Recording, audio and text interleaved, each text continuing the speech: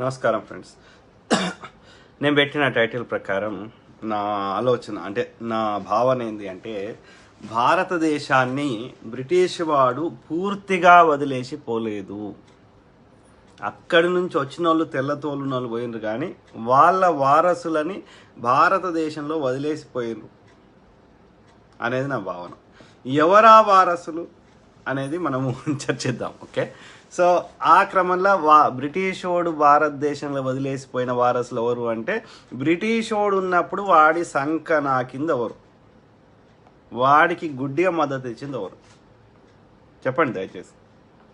ఎందుకంటే ఆ పరిపాలనలో బ్రిటిష్ వాడు భారతదేశాన్ని పరిపాలించినప్పుడు ఏ బ్రిటిష్ ఇండియా ఉందో ఇప్పుడు భారతదేశం అదే దిశగా పయనిస్తుంది.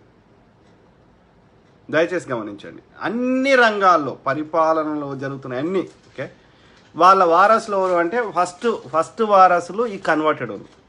ఎవరైతే భారతదేశాన్ని పొద్దుగా లేస్తే కన్వర్ట్ చేస్తున్నారో వాళ్ళే గుడ్డిగా సపోర్ట్ చేశారు బ్రిటిష్ వాడికి. వాడి మిషనరీ స్కూళ్ళల్లో కానీ వాడికి కదా, ఇంకెవరో మీరు గ్రహించండి. ఈ కన్వర్ట్ చేసేటోళ్ళతోటి ఈ హిందుత్వవాదం ఎత్తుకున్న బీజేపీ వాళ్ళకి సచ్చినా నొప్పి అవుతలే. దయచేసి గమనించండి. ముస్లిమ్స్ ఒక్కడు కూడా కన్వర్ట్ చేస్తలేడు. ఏ ముస్లిం అతను భారతదేశంలో కన్వర్ట్ చేస్తలేరు. ముస్లిం రాజులు పరిపాలించినంత వరకు, ఓకే, అంటే ఎంత 1757 తర్వాత అఫీషియల్గా బ్రిటిష్ రాజ్యం వెళ్ళింది. అంతకుముందు ఒక 100 సంవత్సరాలు అంటే 1757లో ప్లాసీ యుద్ధం జరిగింది. 56-57. ఓకే, సో ప్లాసీ యుద్ధం జరిగింది. ఆ ప్లాసీ యుద్ధం కంటే ముందు బ్రిటిష్ వాడు, ఫ్రెంచ్ వాడు, పోర్చుగీస్ వాడు, డచ్ వాడు ఇది వ్యాపారం చేసుకున్నారు, కానీ పరిపాలనలో ఏలు పెట్టలే కాలు పెట్టలే. అంతకుముందు ఫ్రెంచ్ వాడు బాగా ఎస్టాబ్లిష్ అయ్యిండు. బ్రిటిష్ వానికి ఇది పర్మిషన్ ఇయ్యా అన్నాడు జహంగీర్ గారు. ఓకే, అర్థమైందా? సో ఆయన ఆ రాజుకి రోగాన్ని తగ్గించి ఆ యొక్క రాజు భార్య ఏం పేరు నూర్మహల్, అదే నూర్జమహల్ ఆమె. సో ఆమె మెప్పు పొంది ఆ విధంగా పర్మిషన్ తీసుకున్నాడు. అర్థమైందా? సో అంటే వాడు 1606లో వచ్చిండు. వాస్కోడిగామనే 1400 వచ్చిండు. ఓకే, 1600 వచ్చినా 150 ఏళ్ళు వాడు ఏది ఈస్ట్ ఇండియా కంపెనీ కింద వ్యాపారం చేసుకున్నాడు, కానీ పరిపాలన ఎలుబెట్టలే. అర్థమైందా? సో అయితే వాడు ఏం చేస్తాడు, బలమైన రాజు ఉంటే వాడిని తీసేసి వాడు చెప్తున్నట్టు పెట్టుకుంటాడు. సింపుల్. వాడు కుసం అంటే కుసం, వాళ్ళే పప్పెట్ అంటారు. పప్పెట్ అంటే ఇప్పుడు వాడికి ఎందుకు సహకరిస్తారు? ఆ రాజ్యాలు ఎందుకు కూలిపోయినాయి? బలమైన రాజ్యాలు ఎవరైనా సరే, ఏ రాజ్యమైనా. నేను అనేది ఒక బెంగాల్ ప్రావిన్స్ గురించి చెప్తలేను. బెంగాల్ ప్రావిన్స్ అనేది అది మేజర్ స్టెప్, ఏది సిరాజుద్దీన్ దౌలాది. ఓకే, అంతకంటే ముందు కూడా ఇక మన పాలికర్లను వాడు బ్రిటిష్ వాడు వచ్చినప్పుడు మూడు జాగాలనే ఎస్టాబ్లిష్, అంటే మెయిన్గా వచ్చింది ఫస్ట్ సూరత్కి వచ్చిండు, తీర ప్రాంతం వచ్చిండు. సింపుల్గా చెప్తున్నా. ఎందుకంటే ఆ యొక్క కాన్స్టాంటినోపిల్ అంటే ఇవాళ ఉన్న టర్కీ, ఇస్తాన్బుల్. ఓకే, ఇస్తాన్బుల్ని అప్పుడు కాన్స్టాంటినోపిల్ అని క్రిస్టియన్స్ పరిపాలించినప్పుడు కాన్స్టాంటినోపిల్ అన్నారు. ఓకే, అది ఎప్పుడైతే ముస్లిమ్స్ ఆక్యుపై చేసినారో అప్పుడు టర్కీ వాళ్ళ తురుష్కులు ఓకే ఆక్యుపై చేసినారో ఆ తర్వాత అది ఈ యొక్క టర్కీ, అందులో కాన్స్టాంటినోపిల్ అనేది ఇస్తాన్బుల్, అది యూరప్ని ఈ యొక్క మిడిల్ ఈస్ట్ని కలుపుతున్నది. ఇవాళ ఉన్న ఇస్తాన్బుల్ని కాన్స్టాంటినోపిల్ అన్నారు. ఓకే, సో ఆ మార్గం ఒక్కటే భూమి ఉన్న మార్గం. ఓకే, సిల్క్ రౌట్ అనేటోళ్ళు కదా. సో అదొకటే, మిగిలిందంతా భారతదేశం రావాలంటే సముద్రయానం. అప్పట్లో వాళ్ళకి సముద్రం ద్వారా ఇక్కడ భారతదేశానికి రావడం అనేది తెలియదు. 1400 కంటే ముందు తెలియదు. సో ఆ భూమి ఎప్పుడైతే వీళ్ళు ముస్లిమ్స్ ఆక్యుపై చేసినారో ఆ ఇస్తాన్బుల్ని, సో అప్పుడు అక్కడ ఉన్నటువంటి యొక్క ముస్లిం రాజులు వీళ్ళకి పన్ను కట్టమన్నారు. యూరప్ వర్తకులకి, యూరప్లో ఉంచే వ్యాపారస్తులకి ఎక్కువ ట్యాక్సులు కట్టమన్నారు. ఎందుకు? భారతదేశం నుంచి వస్తువులకు అక్కడ ఎక్కువ డిమాండ్ ఉండేది యూరప్లో. మెయిన్గా చెప్పాలంటే రెండు. ఒకటి, భారతదేశం యొక్క సిల్క్ అనేది అత్యంత సాఫ్ట్గా ఉండేది, అది ఎక్కువ పాపులర్ అక్కడ, కాబట్టి మన సిల్క్కి ఎక్కువ డిమాండ్ ఉండేది. అట్లనే మన యొక్క ఈ యొక్క ఏమంటారు మసాలా అంటే ఈ యొక్క మసాలా అంటే ఏమంటారు స్పైసెస్ అంటే మిరియాలు, తర్వాత లవంగాలు, ఇలాయచీ ఇట్లాంటివి. ఓకే. అవి చాలా అక్కడ వాళ్ళు నాన్ వెజ్ ఎక్కువ తింటారు కాబట్టి వాడేటోళ్ళు, లేకపోతే శవాలకు వాడేటోళ్ళు, దేనికి వాడేటోళ్ళు, కానీ స్పైసెస్కి ఎక్కువ డిమాండ్ ఉండేది భారతదేశం కానీ శ్రీలంక కానీ. ఓకే. ఈవెన్ శ్రీలంక వాడైనా భారతదేశం వాడైనా పోవాల్సింది అదే అదొకటే రౌట్. ఇలా పాకిస్తాన్, ఆఫ్ఘనిస్తాన్, తర్వాత పర్షియా, తర్వాత ఈ యొక్క ఇస్తాన్బుల్, అక్కడ నుంచి యూరప్ పోవాలి. ఓకే, ఇది. సో అందుకని వాళ్ళు ఏం చేసిండ్రు, ఈ మధ్యలో ఈ వ్యాపారస్తులు వీళ్ళకి ఎందుకు ఇంత మనం సంపాదించే వ్యాపారంలో ఈ లాభాలని ఈ యొక్క ముస్లిం రాజులకి టర్కీ వాళ్ళకి ఎందుకు ఇవ్వాలి అనేది ఆ కాన్స్టాంటినో ఆ యొక్క ఎందుకు ఇవ్వాలని అక్కడున్న వ్యాపారస్తులు ఏం చేసిండ్రు, అక్కడున్న రాజు ఏం చేసిండు, ఆ పోర్చుగీస్ రాజు వేరే యొక్క సముద్రయానంగా అనుకోవాలని చెప్పి వాళ్ళని షిప్పులలో పంపించిండు అన్ని ప్రాంతాలకి. ఓకే, పోయి ఎక్స్ప్లోర్ చేసి అది కనుక్కున్న తర్వాత ఆ విధంగా అమెరికాను కనుక్కున్నారు, ఆ విధంగా వెస్టిండీస్ కనుక్కున్నారు, ఆ విధంగా అదే ఇండియా అనుకొని వాళ్ళు వెస్టిండీస్ని ఇండియా అనుకున్నారు అట్లా. ఓకే, సో కొలంబస్ కానీ వాస్కోడి కానీ అది 1400 సంవత్సరాల్లో. ఓకే, ఫస్ట్ వాళ్ళే వచ్చారు, పోర్చుగీస్ వాడే భారతదేశంకి వచ్చింది యూరోపియన్లలో. ఓకే, తర్వాత డచ్ వాడు వచ్చిండు, డచ్ వాడు వస్తే ఫ్రెంచ్ వాడు ఉండని ఎల్లగొట్టిండు. ఓకే, ఎల్లగొడితే వాడు డచ్ వాడు ఇండోనేషియా పరిపాలించిండు కానీ భారతదేశంలో ఎక్కువ రోజులు లేడు. తర్వాత పోర్చుగీస్ వాడేమో ఈ గోవా ప్రాంతం. ఓకే, సో అదేవిధంగా బ్రిటిష్ వాడు చివర్లో వచ్చాడు వీళ్ళందరినీ చూసి. ఈ పోర్చుగీస్ అనేది చిన్న దేశం బ్రిటిష్ వాళ్ళతో పోలిస్తే, కానీ వాడు ఎక్కువ లాభాలు సంపాదిస్తున్నాడు ఇట్లా. ఓకే, అందుకని బ్రిటిష్ వాడు ఇక లాస్ట్లో వచ్చిండాడు, వచ్చి ఇక ఫ్రెంచ్ వాడిని ఎల్లగొట్టేదాకా ఊకోలే. అంతకుముందు ఫ్రెంచ్ వాడు వెల్ ఎస్టాబ్లిష్ అయ్యిండు, మన రాజులకి ఫ్రెంచ్ వాళ్ళకి సత్సంబంధాలు ఏర్పడ్డాయి మన యొక్క ఈ ముస్లిం రాజులకి. టిప్పు సుల్తాన్ గారు కానీ లేకపోతే మొఘల్ రాజులు కానీ ఎవరైనా సరే, ఓకే, ఇంక్లూడింగ్ మన యొక్క నిజాం రాజు అయినా సరే ఫ్రెంచ్ వాళ్ళతో ఉండే. బ్రిటిష్ వాడు కుట్రలు కుతంత్రాలు చేసి ఆ యొక్క ఫ్రెంచ్ అని ఎల్లగొట్టేదాకా మనసు పట్టలే. ఆంగ్లో ఈ యొక్క ఫ్రెంచ్ యుద్ధాలు చాలా అయినాయి. ఓకే, అర్థమైందా? విధి లేని పరిస్థితిలో మన రాజులుగా బ్రిటిష్ వాడు చెప్పినట్టు రావాల్సిన పరిస్థితి వచ్చింది. ఓకే, సో ఆ విధంగా బ్రిటిష్ వాడు ఏది ఈ యొక్క నేననేది వాడి సామ్రాజ్యాన్ని ఎస్టాబ్లిష్ చేయడం అనేది పెద్ద స్టెప్, ప్లాసీ యుద్ధం, బక్సర్ యుద్ధం. ఓకే, అంతకంటే ముందు చెప్తున్నాను, అంతకంటే ముందు కూడా మన ఇప్పుడు ఎందుకు చెప్తున్నా అంటే 3 ప్రెసిడెన్సీలు ఉన్నాయి, 3 చోట్ల వాడు మెయిన్గా వాడి యొక్క కేంద్రాలను ఎస్టాబ్లిష్ చేసిండు. ఒకటి బాంబే, ఓకే, బాంబే అని వాడు పెట్టిండు, ముంబై, ఓకే, బాంబే, తర్వాత మద్రాస్ అని వాడు పెట్టిండు, చెన్నై. ఓకే, సో చెన్నై, తర్వాత ఇక్కడ బెంగాల్. ఓకే, ఈ 3 అంటే కలకత్తా, ఈ ప్రాంతంలో ఈ 3 ప్రాంతాల్లో వాడు ఫోర్ట్లు కట్టుకున్నాడు. ఫోర్ట్ అంటే వాడి యొక్క అన్ని దాచిపెట్టుకునేటి వాని వ్యాపార కేంద్రం. ఫోర్ట్ విలియం, ఇప్పుడు బెంగాల్ ఉన్నది ఫోర్ట్ విలియం, ఇంకా మిగతా పేరు మర్చిపోయినా. ఓకే, ఫోర్ట్ థామస్ ఇంకోటి ఏదో ఉంది. సో ఈ విధంగా 3 ఫోర్టులు కట్టుకున్నాడు వాని వ్యాపారం కోసం. మన వర్తకుల దగ్గర కొనుక్కున్న సామాన్లు అలా దాచిపెట్టుకొని వాని షిప్పులలో పంపించుకుంటున్నాడు. ఓకే, ఈ విధంగా ఈస్ట్ ఇండియా కంపెనీ పేరు మీద ఒక 100 సంవత్సరాలు వాడు వ్యాపారం చేసిండు. కానీ రాజు వాడు చెప్తేనటోడు ఉండాలి ఆడ.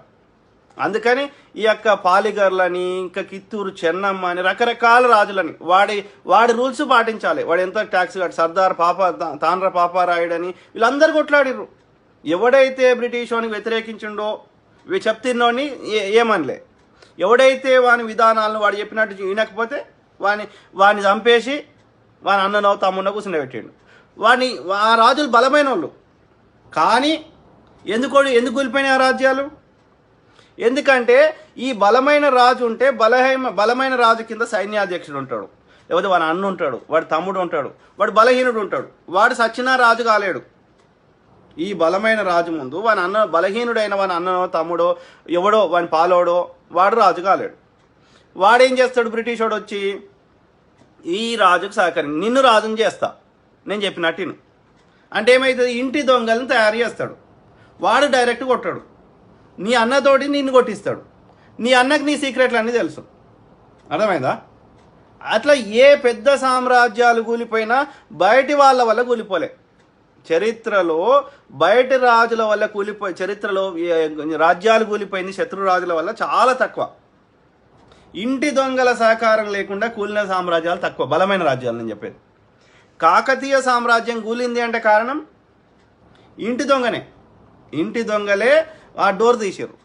ఇవాళ ఈ యొక్క గోల్కొండ యొక్క మన యొక్క తానీషాల యొక్క రాజ్యం కూలింది అంటే 9 నెలలు ఔరంగజేబు ఈ యొక్క మన ఫతే మైదాన్ అంటారు. ఫతే మైదాన్ అంటే ఇప్పుడున్న ఎల్బీ స్టేడియం. ఈ ఎల్బీ స్టేడియంలో 9 నెలలు ఆయన ఆర్మీని పెట్టుకొనుకున్నాడు. 9 నెలలకు మన గోల్కొండ కోటలో 9 నెలలకు సరిపడ ధాన్యం లోపల పెట్టుకొని వాళ్ళు 9 నెలల లోపలనే ఉన్నారు. ఔరంగజేబు ఏం చేసిండు, ఆ లోపలికి పోయే అన్ని కమ్యూనికేషన్ బంద్ చేయించిండు. అంటే లోపలికి ఫుడ్ కానీ లోపల వచ్చేటోడు పోయేటోడు అని బంద్ చేసిండు. అయినా సరే ధాన్యం లోపలికి పోకపోయినా సరే 9 నెలలు అలా బతకగలిగారు. ఇంకెన్ని రోజులైనా బతకగలుగుతుండే అంత ధాన్యం లోపల పెట్టుకొని ఆ రాజ్యం ఉన్నారు. సో ఔరంగజేబు లోపలికి పోలేడు. సో 9 నెలలు ఫతే మైదానంలో ఉన్నాడు ఆయన సైనికులు పెట్టుకొని, అంటే గెలవలేకపోతున్నాడు. ఏమైంది, ఆ లోపలికి పోయి వచ్చే గేట్ కాపలాదారులు ఉంటారు కదా, వాళ్ళ ఇంటికి పోయేట అతనికి బ్రైబ్ చేసి గేట్ డోర్ ఓపెన్ చేయించాడు. సేమ్ థింగ్ విత్ మన వరంగల్ కోట ప్రతాపరుద్రుంది. సో ఇంటి దొంగలు గేట్ ఓపెన్ చేయడం వల్ల ఈవెన్ ఝాన్సీ లక్ష్మీబాయి, అర్థమైందా? సో పెద్ద సామ్రాజ్యాలు కూలిపోవడానికి కారణం ఇంటి దొంగలకు నీ సీక్రెట్లు అని తెలుసు. ఇప్పుడు ఏమవుతుంది, బ్రిటిష్ వాడు డైరెక్ట్ కొట్టాడు, నీ అన్నతోటి తమ్ముడు కొట్టిపిస్తాడు. నష్టపోతుంది ఎవరు, చచ్చిపోతుంది ఎవరు? రేపు క్రైమ్ అయితే రేపు క్రైమ్ ఎవరైతుంది? నీ అన్నదమ్ములకే నష్టం జరుగుతుంది, వాడికి 1% నష్టం జరుగుతులే. అర్థమైందా?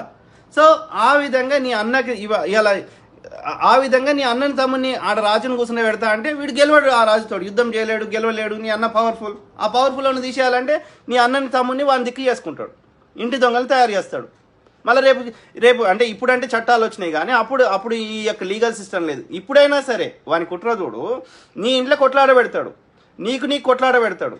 రేపు చట్టానికి దొరికినా నువ్వే కొట్టుకుంటావు కానీ నువ్వే కొట్టుకుపోతావు కానీ వాడు దొరకడు, వాడు పుల్ల పెడతాడు అంతే.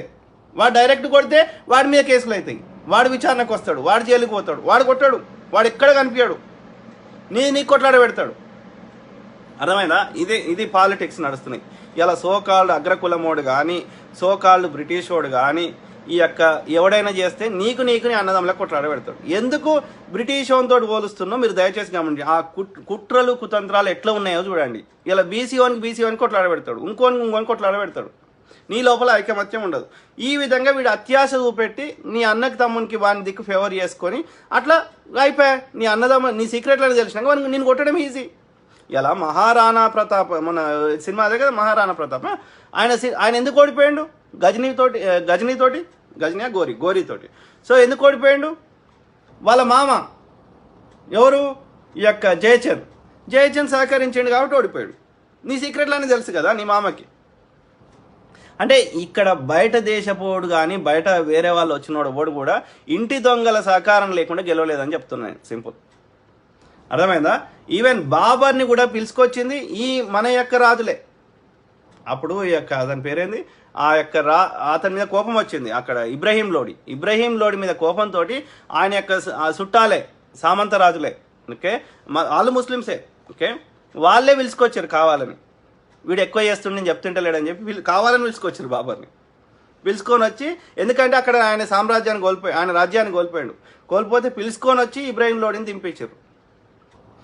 భారతదేశం ఎప్పుడు కానీ పెద్ద సామ్రాజ్యాలు కుప్పగూలడానికి కారణము ఇంటి దొంగలే. ఈ ఇంటి దొంగలకి ఏంది అంటే వాడు ఎన్నడూ రాజు కాలేడు, ఎందుకంటే వాని అన్న చాలా బలవంతుడు. కాబట్టి ఈ బయట సహకారం తీసుకుంటేనే వాడు రాజు కాగలుగుతాడు. మరి వాడు ఉట్టినే రాజు చేస్తాడా నిన్ను?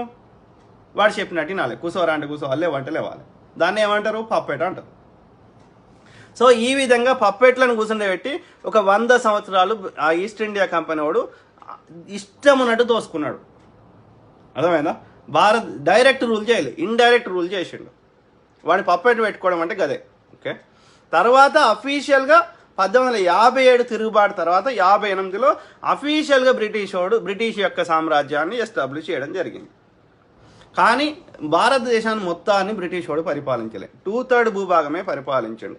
1/3 భూభాగము యొక్క మన రాజుల కింద ఉండే కానీ ఇండైరెక్ట్ రూల్ చేసిండు. అంటే మన సొంత ఆ రాజులకు ఎవరికి సొంత ఆర్మీ ఉండదు, బ్రిటిష్ ఆర్మీ ఉండాలి. వాళ్ళ ప్రతినిధి ఒకడు ఉంటాడు. ఇవాళ ఎంబసీ ఉన్నట్టు ఆ రోజు వాళ్ళ ప్రతినిధి ఉంటాడు. అంటే ఆ 1/3 రాజ్యాలు కూడా ఇండైరెక్ట్గా ఆ బ్రిటిష్ వాడు చెప్పిందే వినాలి. అర్థమైంది? అది వాని యొక్క చట్టం.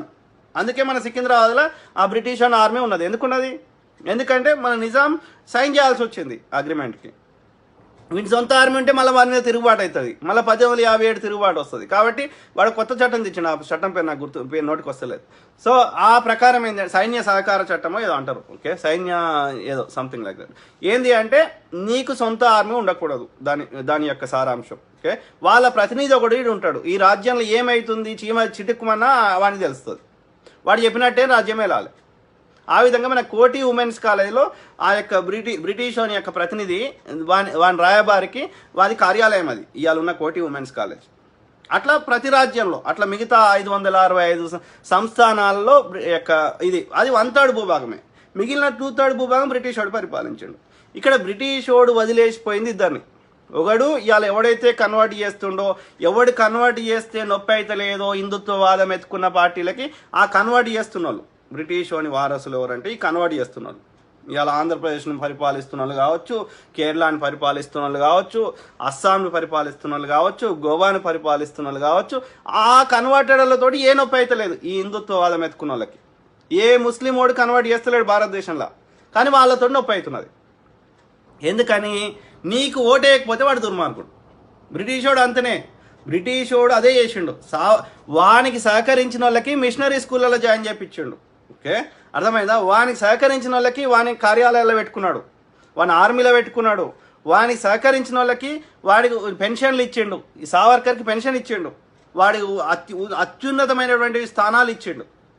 వాడిని ఎందుకు వెళ్ళిపోరా మాది మేము పరిపాలించుకుంటాం అన్న వాళ్ళని జైల్లో పెట్టాడు. ఇంకా ఆ యొక్క హింసా పంతానించుకున్న వాళ్ళని ఊరి తీసాడు. ఇప్పుడు అదే జరుగుతుంది. ముస్లిమ్స్ భారతదేశ చట్టాలు పాటిస్తున్నారు, భారతదేశానికి ట్యాక్సులు కడుతున్నారు, తరతరాల నుంచి వాళ్ళ తాతలు ముత్తాతలు ఒకప్పుడు కన్వర్ట్ అయినా కానీ ఈ దేశంలో ఉన్న ముస్లిమ్స్ చెడ్డవాళ్ళు అంటున్నాడు. ఎందుకంటున్నాడు? ఈ ఆధునిక బ్రిటిష్ వాడు, ఇప్పుడు భారతదేశాన్ని పరిపాలిస్తున్న బ్రిటిష్ వాడు, బ్రిటిష్ వాడు వదిలేసిపోయిన హిందుత్వవాదాన్ని ఎత్తుకున్నటువంటి గాడిది కొడుకు ఇకి ఓటేయకపోతే ప్రతిపక్షం ఉండకూడదు. కాంగ్రెస్కి ఓటేసేటోళ్ళు కాంగ్రెస్కి ఓటేసేటోళ్ళు దుర్మార్గులు, దేశద్రోహులు. ప్రశ్నించొద్దు బ్రిటిష్ వాడిని ప్రశ్నిస్తే ఊరుకున్నాడా? ఈ ఆధునిక బ్రిటిష్ వాడిని ప్రశ్నించినా ఊరుకోడు. అప్పుడున్నది రాజరిక వ్యవస్థ, అప్పుడు ఎలక్షన్ ప్రాసెస్ లేదు. కానీ ఇవాళ ఉన్నది ప్రజాస్వామ్యం. ఇలా ప్రజాస్వామ్యం ఉందా? ప్రజాస్వామ్యం అంటే తెలుగులో ప్రజల యొక్క భాగస్వామ్యం. ప్రజలే నిర్ణయిస్తారు, మెజారిటీ ప్రజలు ఏం కోరుకుంటే అదే జరగాలి ప్రజాస్వామ్యం. రాజరిక వ్యవస్థలో ఒక రాజ కుటుంబం ఏం కోరుకుంటే అది జరుగుతుంది. ఇవాళ ప్రజలు కోరుకున్నది ఉన్నదా? ఇవాళ భారతదేశంలో ప్రజలు ఏమి కోరుకొని 5 ఏళ్ల కోసం ఒక జీతగాన్ని పెట్టుకుంటే ఆ జీతగాన్ని మధ్యలో తీసేసే అధికారం ఎవడిచ్చిండి? ఈ లుచ్చ లఫంగి బాడకవకి చెప్పండి నాకు. ప్రభుత్వాన్ని కూల్చే అధికారం ఈ బాడకవకి ఎక్కడున్నది? 5 ఏళ్ళు ఉత్సాహుతలేదా ఈ బాడకవులకి? 5 ఏళ్ల కోసం ప్రజలు ఎన్నుకున్న బాడకవులు ఎవడైతే పార్టీ మారుతుండో 5 ఏళ్ల లోపల ఎన్నికల ముందు మారండి. Make sense. ఓకే, ఎన్నికలకు వచ్చే కంటే ముందు, జనరల్ ఎలక్షన్స్కి వచ్చే కంటే ముందు ఒక 3 నెలల ముందు ప్రభుత్వాన్ని రద్దు చేయండి. రద్దు చేసి there should not be any government. ఈ గవర్నమెంట్ ఉంటే ఏమవుతుంది? వాడు నియమించిన అధికారులే ఉంటారు. తాత్కాలిక ప్రభుత్వం, ఎన్నికల కోడ్ ఎప్పుడైతే అమల్లోకి వస్తుందో అప్పుడు ఏమంటారు? దాన్ని తాత్కాలిక ప్రభుత్వం అంటారు. There should not be any government ఉంటే ఏమవుతుంది? వాడు అధికారంలో ఉన్నప్పుడు నియమించినటువంటి పోలీసు అధికారే ఉంటాడు, వాడు నియమించిన ఆర్మీ అధికారే ఉంటాడు, వాడు నియమించిన ఎలక్షన్ కమిషన్ అధికారే ఉంటాడు. అంటే అర్థమైంది? వాడు అధికార పార్టీకి ఫేవర్ చేసే అవకాశాలు ఉన్నాయి. పోలీసు వ్యవస్థ నిష్పక్షపాతంగా పనిచేయాలి. పోలీసు వానికి జీతం ఇస్తుంది అమిత్ షా బాడుకోవు కాదు, మోడీ లుచ్చ నా కొడుకు కాదు, కేసీఆర్ చెత్త నా కొడుకు కాదు. ప్రజల కోసం పనిచేస్తామని చెప్పి ప్రమాణ స్వీకారం చేసారు రాజ్యాంగం మీద. మర్చిపోతారా బాడుకోలు? మర్చిపోతారా? అమ్మకు ద్రోహం చేస్తారా? చెప్పండి మిత్రులారా. భారతదేశం ప్రజాస్వామిక దేశంలో ప్రజలు ఏం కోరుకుంటా జరుగుతుందా? ఇవాళ అమిత్ షా బాడుకో ఎవ్వడు వాడు లుచ్చ లఫంగి బాడుకో, వానికి ఏ హక్కు ఉంది? ఏ అధికారం ఉంది వానికి? ఏ చెప్తే కాదు, నిజాయితీగా పరిపాలించే ప్రభుత్వాన్ని కూల్చే అధికారం ఈ బాడుకోకు ఓడిచ్చాడు. చెప్పండి దయచేసి.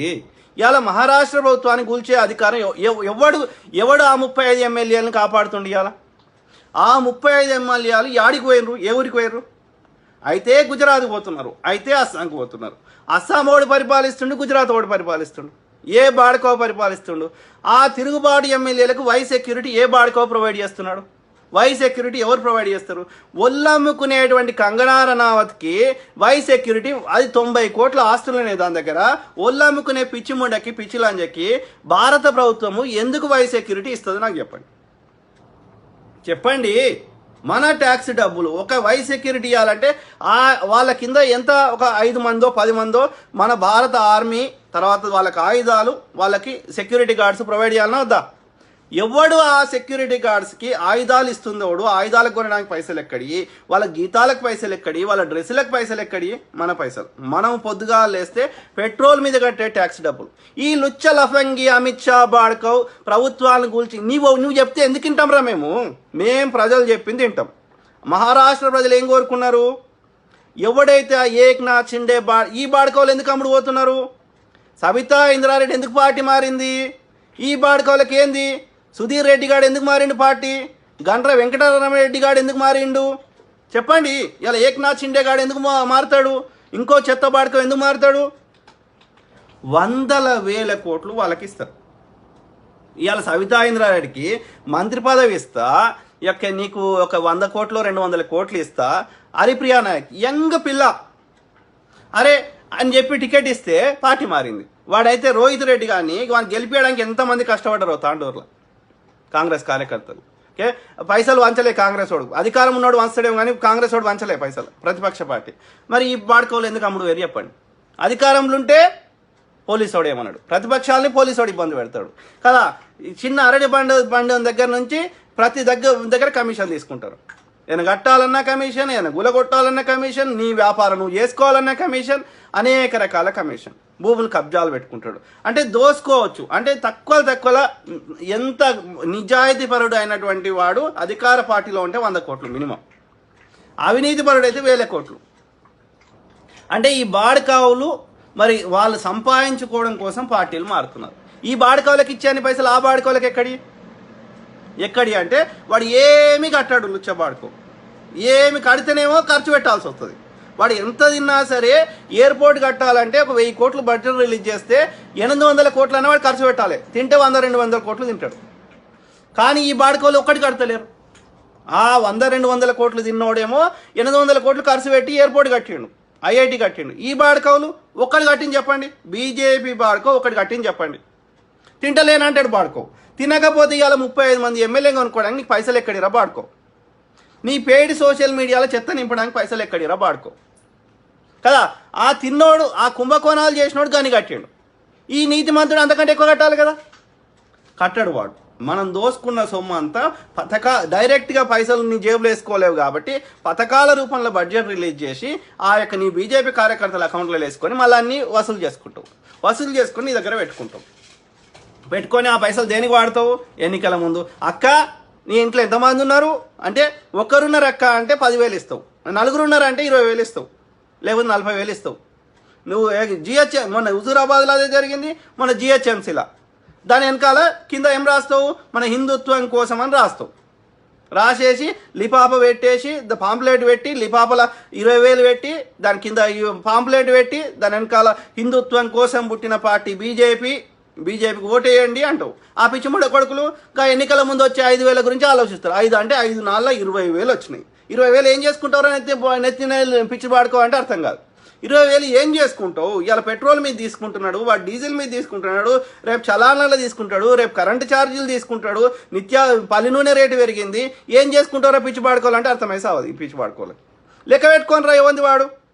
అరే నీకు ఉద్యోగం ఇస్తే నీ బతుకులు మారుతాయిరా అంటే అర్థం కాదు. బీడీలు చేస్తావు, బీటెక్లు చేస్తావు, ఎంబీఏలు చేస్తావు, రోడ్ల మీద తిరుగుతావు కదా. నీ పెట్రోల్ యొక్క మందు బాటిల్ కొనుక్కుంటే మందుకు అలవాడైనవాడు తాగుతాడు వాడు. నీ మందు బాటిల్ మీద వాడు ఎంత ట్యాక్స్ చేస్తుండో నీకు అర్థమై సావది. నీ యొక్క ఈ ధరల రేట్లు పెరిగినాయి, 400 రూపాయలది లెక్క పెట్టుకొని రేవంది వాడు. 400 రూపాయల సిలిండరు సంవత్సరానికి ఎన్ని సిలిండర్ కొంటారు రా ఒక్కొక్కడు? సో ఒక్కొక్క సిలిండర్ మీద వాడు ఎంత ఛార్జ్ చేస్తుర్రా, ఎంత పెంచిర్రా? 600 ఇంటూ 5 ఏళ్ళకి లెక్కలేర్రా. నెలకో సిలిండర్ లెక్క తక్కువ నెలకు 2 సిలిండర్ అయితే ఎంత అవుతాయి లెక్కలేండి. 600 ఇంటూ 2 సిలిండర్లు అయ్యి తక్కువలో 1000 రూపాయలు నెలకు ఎక్కువ కట్టినావు పెట్రోల్ యొక్క నేను గ్యాస్ సిలిండర్ మీద చెప్తున్నా. ఓకే, ఒక ఇంటికి వండుకునే అది కంపల్సరీ. నువ్వు వంట చేసుకోకుండా బతకలేవు కదా, కంపల్సరీ కొనుక్కుంటావు గ్యాస్ సిలిండర్. సో అట్లా నెలకు 1000 రూపాయలు ఎక్కువ కట్టినావు అనుకో ఒక సిలిండర్ మీద. ఓకే, అంటే అర్థమైంది సంవత్సరానికి 12,000. అంటే 5 ఏళ్ళకి ఎంత 60,000 కడుతున్నావు. వాడు ఇచ్చే 20,000 ఎన్నికల ముందు ఏం చేసుకుంటారా? పిచ్చి బాడుకోలకు అర్థమై కాదు. లెక్క పెట్టండి. అట్లా నేను ఒక గ్యాస్ సిలిండర్ చెప్పిన, పెట్రోల్ మీద లెక్క పెట్టండిరా. ఆ బాడకవులు వాడు 30 రూపాయలు పెట్రోల్ మీద తీసుకునే, ఈ బాడకం 30 రూపాయలు తీసుకునే, 60 రూపాయలు వీకే. నెలకి ఎన్ని లీటర్ల పెట్రోల్ పోయించుకుంటారు? గిట్లా పోయేసి వస్తే అట్లా లీటర్ అయిపోతుంది. లెక్క పెట్టండి రేవంది వాడు. ఇంకో 60,000 అయితే కావచ్చు, ఇంకెక్కువ అయితే కావచ్చు. మరి ఏం చేసుకుంటారు 20,000 బాడుకోలు? పారవోసుకుంటారు వాడు పైసలు ఎన్నికల ముందు పారవోసేది. అది ఎరవేడుతుర్రా. చేప పట్టాలంటే ఎర్రని పెట్టాలి, ఎర్రని పెట్టకపోతే చేప దొరుకుతుందిరా. చేప వస్తుందా నీ దగ్గరికి? ఎరేస్తున్నాడు, ఎరేసి గాలం పడతాడు, చేపను పడతాడు. ఒక ఎన్నికల ముందు 5,000 10,000 గురించి ఆశపడితే నీకు 5 ఏళ్ళు దోసుకుంటుండు. ఇవాళ ఈ బీజేపీ బాడుకోలకి ఈ పైసలు వాడు ఎన్నికలు ఏక్నాథ్ షిండే ఆ బాడుకోలు ఎందుకు పోతారు? సేమ్ బ్రిటిష్ అని. మీర్ జాఫర్ అంటోడు ఎందుకు బ్రిటిష్ అని సహకరించిండు? మీర్ జాఫర్ అంటోడు ఈ యొక్క సిరాజుద్దీన్ దౌలా యొక్క సైన్యాధ్యక్షుడు. వీనుకున్న ఆర్మీ ఎంత? వాడి ఎంత? బ్రిటిష్ నేను ప్లాసీ యుద్ధం గురించి చెప్తున్నా. 1756 బ్రిటిష్ సామ్రాజ్యాన్ని భారతదేశంలో ఎస్టాబ్లిష్ చేసింది రాబర్ట్ క్లైవ్ అంటాడు. వాడు ఆ దేశంలో గుమాస్తా వాడుకో. ఓకే, ఈ దేశానికి వచ్చి వాడు ఈ యొక్క ఒక ఫేమస్ అయ్యిండు. తర్వాత వాని కరప్షన్ ఛార్జెస్ మీద ఆ యొక్క బ్రిటిష్ పార్లమెంట్ వాడిని యొక్క ఇన్వెస్టిగేషన్ చేస్తుంటే ఇంకా వాడు కరప్షన్ చేసి దొరుకుతా అని భయపడి వాడు ఆత్మహత్య చేసుకున్నాడు. అంటే వానికి ఎన్ని లక్షల కోట్లు ఉన్నా తినలేని పరిస్థితి. ఓకే, అర్థమైందా? వాడు ఎందుకు వచ్చేటోళ్ళు ఆ బ్రిటిష్ వాళ్ళు ఈ భారతదేశం దాకా? ఆ గుమాస్తా చేస్తే ఆడికి ఏం పైసలు రాకపోతున్నాడు. ఈడ విదేశానికి వస్తే ఎక్కువ పైసలు ఇచ్చేటోళ్ళు. ఒక 4-5 ఏళ్ళు ఉండి బాగా సంపాదించుకొని బ్యాక్ వెళ్ళిపోదామని వాళ్ళ ఆలోచన. అర్థమైందా? పైసలు సంపాదించుకోవడం కొంచెం. ఇవాళ మనోడు ఎవడైతే దుబాయ్ ఎందుకు పోతున్నారు? 4-5 ఏళ్ళు ఈడు ఎంత కష్టపడ్డ పైసలు రావు. ఒక 4-5 ఏళ్ళు పోయి పని చేసుకొని వచ్చి మంచిగా రెస్ట్ ఆఫ్ ద లైఫ్ ఉండొచ్చు అని ఆశతోటి పోతారు కదా. గట్లా ఆ పిచ్చి పాడుకోలు ఈడికి వచ్చేటోళ్ళు అన్నట్టు. ఆడ గుమాస్తా టీచర్లు వాళ్ళు వీళ్ళు ఉండేటే ఈడికి వచ్చేటోడు. ఆడ స్టోర్లో పని చేస్తే ఎన్ని పైసలు వచ్చేటి రాకపోతుండే. ఆడ లేబర్ వాళ్ళు, ఆడ జైలు వాళ్ళు ఉండేటోళ్ళు, పిచ్చి పాడుకోలు, క్రిమినల్స్, రకరకాల వాళ్ళు ఈడికి వచ్చేటోళ్ళు. ఇంకా వచ్చేసి ఈడు అబ్యూజ్ చేసి దోసుకొని పోదామని ఆలోచన ఉండేది. కానీ అక్కడ ఉన్న గవర్నమెంట్ ఊరుకుంటుందా? పార్లమెంటు? అట్లా వాడు తర్వాత ఊరి తీసుకొని వాడు ఆత్మహత్య చేసుకొని చచ్చిపోయాడు రాబర్ట్ క్లైవ్. కానీ వాడు బ్రిటిష్ వాడికి ఉన్న సైన్యం ఎంత? 3,000 మంది. సిరాజుద్దీన్ దౌలాకు ఉన్నది ఎంత? 50,000 మంది. 50,000 మంది ఉన్నాడు. ఇలా మళ్ళీ వీనికి ఫ్రెంచ్ గవర్నమెంట్ ఫ్రెంచోడు సహకరించిండు. ఓకే, వాడు ఈస్ట్ ఇండియా కంపెనీ లెక్కనే వాడి ఫ్రెంచ్ ఉంది కూడా ఇంకో company, French east India company something like that. Okay, so వాడు సహకరించిండు. వానికి కూడా ఆయుధాలు ఉండే. కానీ వాడు ఏం చేసిండు? వర్షం పడితే వాని ఆయుధాలన్నీ కవర్ చేసి కప్పుకున్నాడు. ఓకే, ఈడు కప్పుకోవడం మర్చిపోయాడు. కాబట్టి ఏమైంది? వీళ్ళు ఎంత ఆర్మ్ ఉన్నా కానీ ఆయుధాలు పని చేయకుండా అయిపోయినాయి. వాడు బ్రిటిష్ వాడు స్మార్ట్గా కవర్ చేసిండు, దానికి టార్పైడ్ లాంటిది కప్పుకోవడం వల్ల వాటికి ఏం కాలే. ఆ విధంగా వీళ్ళు 50,000 మంది ఆర్మ్. రెండోది ఏంటంటే ఈ మీర్ జాఫర్ గాడు వీళ్ళ సైన్యాధ్యక్షుడు. వానితో చేతులు కలిపిండు. ఈ సైన్యాధ్యక్షుడు సహకరించలే. వాడు రాజు ఎంత బలవంతుడైనా వాడితో గెలవలేకపోయాడు. సిరాజుద్దీన్ దౌలా పారిపోయాడు. సో ఇది అంటే ఇంటి దొంగతో జరిగింది కదా. ఇవాళ ఏక్నాథ్ షిండేకి ఆ యొక్క మీర్ జాఫర్కి ఏం తేడా ఉంది? శివసేన గవర్నర్ వాడెందుకు అమ్ముడు పోయిండు ఇప్పుడు ఏక్నాథ్ షిండే గాడు? ఎందుకంటే వానికి రేపు బీజేపీ గవర్నమెంట్ ఏర్పడితే వాడిని ముఖ్యమంత్రి చేస్తా అంటాడు, లేకపోతే 1,000 కోట్లు ఇస్తా అంటాడు. అయిపోయా. కానీ ఎవరికి నష్టం జరుగుతుంది? మహారాష్ట్ర ప్రజలకి. బీజేపీ పరిపాలించే ఒక్క రాష్ట్రం బాగుందా చెప్పండి? ఒక్క రాష్ట్రంలో కొత్తగా కడుతురా చెప్పండి దయచేసి. మరి ప్రజలు ఎన్నుకున్న దానికి అర్థమైంది, ఎన్నికలకు అర్థమైంది. ఎన్నికలు ఎందుకురా మరిగా? ఇప్పుడు ప్రజలు 5 ఏళ్ల కోసం నీకు మ్యాండేట్ ఇచ్చారు. ఈ బాడుకోని శివసేన అజెండా, శివసేన యొక్క పార్టీ లోగో, శివసేన యొక్క అన్నిటిని బట్టి ఆ ఏక్నాథ్ షిండే బాడుకోని ఎన్నుకున్నారు. అంతేనా కదా? ఆడ బీజేపీ కూడా పోటీ చేసి ఉంటాడు కదా. ఆ బీజేపీ బాడుకోని వద్దనే కదా సబితా ఇంద్రారెడ్డి కాంగ్రెస్ బొమ్మ పెట్టుకుంటేనే గెలిపించారు కదా. ఎవరికి అగేన్స్ట్ గెలిపించారు? ఆ టీఆర్ఎస్ వరకు పోటీ చేసిండు కదా. అక్కడ టీఆర్ఎస్ అజెండా కానీ టీఆర్ఎస్ మేనిఫెస్టో కానీ వద్దనే కాంగ్రెస్ అజెండాని గెలిపించారు సబితా ఇంద్రారెడ్డి. సేమ్ థింగ్ ఇప్పుడు ఏక్నాథ్ షిండే అనేటోని ఇది శివసేన సింబల్ పెట్టుకుని గెలిపించారు. అంటే శివసేన యొక్క మేనిఫెస్టోని గెలిపించారు. ఎవరికి అగేన్స్ట్గా ఆడ బీజేపీ పోటీ చేస్తే వాడిని వద్దన్నారు. అట్లాంటిది నువ్వు మరి ప్రజలు 5 ఏళ్ల కోసం మ్యాండేట్ ఇచ్చారు. ఆ ప్రజల మ్యాండేట్ ఇచ్చిన దానికి అర్థమైంది చెప్పండి మిత్రులారా. వాడు మధ్యలో ఎవరినైతే ఏ పార్టీ అజెండాని వద్దనుకొని ప్రజలు నీ పార్టీకి ఇచ్చినప్పుడు మళ్ళీ గా పార్టీకే పోయినాక నువ్వు అర్థమైంది అక్కడి ప్రజలు ఎన్నుకున్న దానికి అర్థమైంది నాకు చెప్పండి. ఆ ఎలక్షన్స్కి అర్థమైంది చెప్పండి. Is there any meaning for that elections? అది కూడా జీవితకాలం కాదు, ఒక 5 ఏళ్ల కోసం ఉచ్చావతలది పాడుకోడు. కాబట్టి ఇది ప్రజాస్వామ్యం ఏడుంది? అందుకే ఎన్నికల సంస్కరణ తెచ్చుకోవాలి. ఒకసారి ప్రజలు ఎన్నుకున్న అవసరమైతే నీకు 5 ఏళ్ళు ఎక్కువ కాలం అయితే 4 ఏళ్ళు చేయి. అమెరికాలో ఎవ్రీ 4 ఇయర్స్కి ఎలక్షన్ జరుగుతాయి. నీకు 5 ఏళ్ళు చాలా ఎక్కువ పీరియడ్ అవుతుంది, నాకు ఉచ్చావతలేదంటే 4 ఏళ్ళు చేయి. కానీ ప్రజలు ఎన్నుకుంటే, అందుకే అంటున్నా ఎలక్టోరల్ రీఫార్మ్స్ తెచ్చుకోవాలి. అర్థమైందా? ఎన్నికల సంస్కరణ తెచ్చుకోవాలి. 4 ఏళ్ళలో 5 ఏళ్ళలో 3 ఏళ్ళలో ఓకే. ఒకసారి ప్రజలు ఎన్నుకున్న తర్వాత ఆడు పార్టీ మారదు. ప్రభుత్వాన్ని రద్దు చేసినాక ఎన్నికల సమయంలోనే పార్టీ మారాలి. అంటే నేను అనేది ఏదైనా అధికారంలో ఉన్న వాళ్ళు, అధికారం లేని వాళ్ళ గురించి మాట్లాడతలే. ఎవరైతే ఒక ఎన్నికల ప్రాసెస్లో ఉన్నారో, ఒక ఎమ్మెల్యే ఉన్నాడు, లేకపోతే ఒక ప్రజలు ఎన్నుకోకుండా ఉట్టిగా పార్టీ మారటోళ్ళ గురించి మాట్లాడతలే. ఒక ఎమ్మెల్యే ఉన్నాడు, ఒక ఎంపీ ఉన్నాడు, ఒక ఎవడైతే ప్రజలు ఎన్నుకున్న దానికి ఉన్నారో, ఎన్నుకున్న స్థానంలో ఉన్నారో వాళ్ళ గురించి మాట్లాడుతున్నా. మిగతా వాళ్ళ గురించి కాదు. నీలాంటి నాలాంటి వాళ్ళ గురించి కాదు. నీలాంటి నాలాంటి ఎప్పుడైనా పార్టీ మారచ్చు, దాని గురించి మాట్లాడతలే. నేను అనేది ఒక ప్రజలు ఎన్నుకున్నారు చూసినావా, ఆ ఎన్నికకు అర్థం లేదు. వాడు ఆ ఎన్నికకు ఆ గడువు కాలం పూర్తి కాకముందే వాడు పార్టీ మారితే ఆ ఎన్నికకు అర్థం లేదు. ప్రజలు ఇచ్చిన మ్యాండేట్కి అర్థం లేదు. కాబట్టి ఆ గడువు కాలం పూర్తి అయ్యేదాకా వాడు పార్టీ మారకూడదు. అట్లాంటిది పార్టీ మారాలని అనుకున్నోనికి ఆ ఎన్నికలు రద్దు చేసి మళ్ళీ ఎన్నికలు పెట్టాలి. బై ఎలక్షన్స్ దాన్ని ఏమంటారు ఓకే. అట్లాంటిది ఏమన్నా చట్టం తేవాల్సిన అవసరం ఎంతైనా ఉంది. అదేవిధంగా ఈ యొక్క కీ శాఖల అధికారులు, అది ఎలక్షన్ కమిషన్ కావచ్చు, అది హైకోర్టు కావచ్చు, సుప్రీంకోర్టు కావచ్చు, పోలీసు డిఐజీలు కావచ్చు, నిర్ణయం తీసుకునే కీ శాఖల అధికారులని ప్రజలే ఎన్నుకోవాలి. వాళ్ళకు వై సెక్యూరిటీ ఇవ్వాలి. ఏ పైసలున్న బాడుకోవాళ్ళకి ఎవ్వరికి వై సెక్యూరిటీ ఇవ్వకూడదు. వాడు సొంతంగా సెక్యూరిటీ గార్డు పెట్టుకునే అవకాశం ఉన్న వాళ్ళకి, వానికి పైసలు ఉన్న బలిసిన బాడుకోవాళ్ళకి ప్రజల సొమ్ముని, ప్రజల ట్యాక్స్ డబ్బులు దుర్వినియోగం చేయకూడదు. కానీ బీజేపీ బాడుకో ప్రెస్ కాన్ఫరెన్స్కి రాని లుచ్చన్న కొడుకు ఇవాళ ఎన్ని గవర్నమెంట్స్ మిత్రులారా దయచేసి గమనించండి.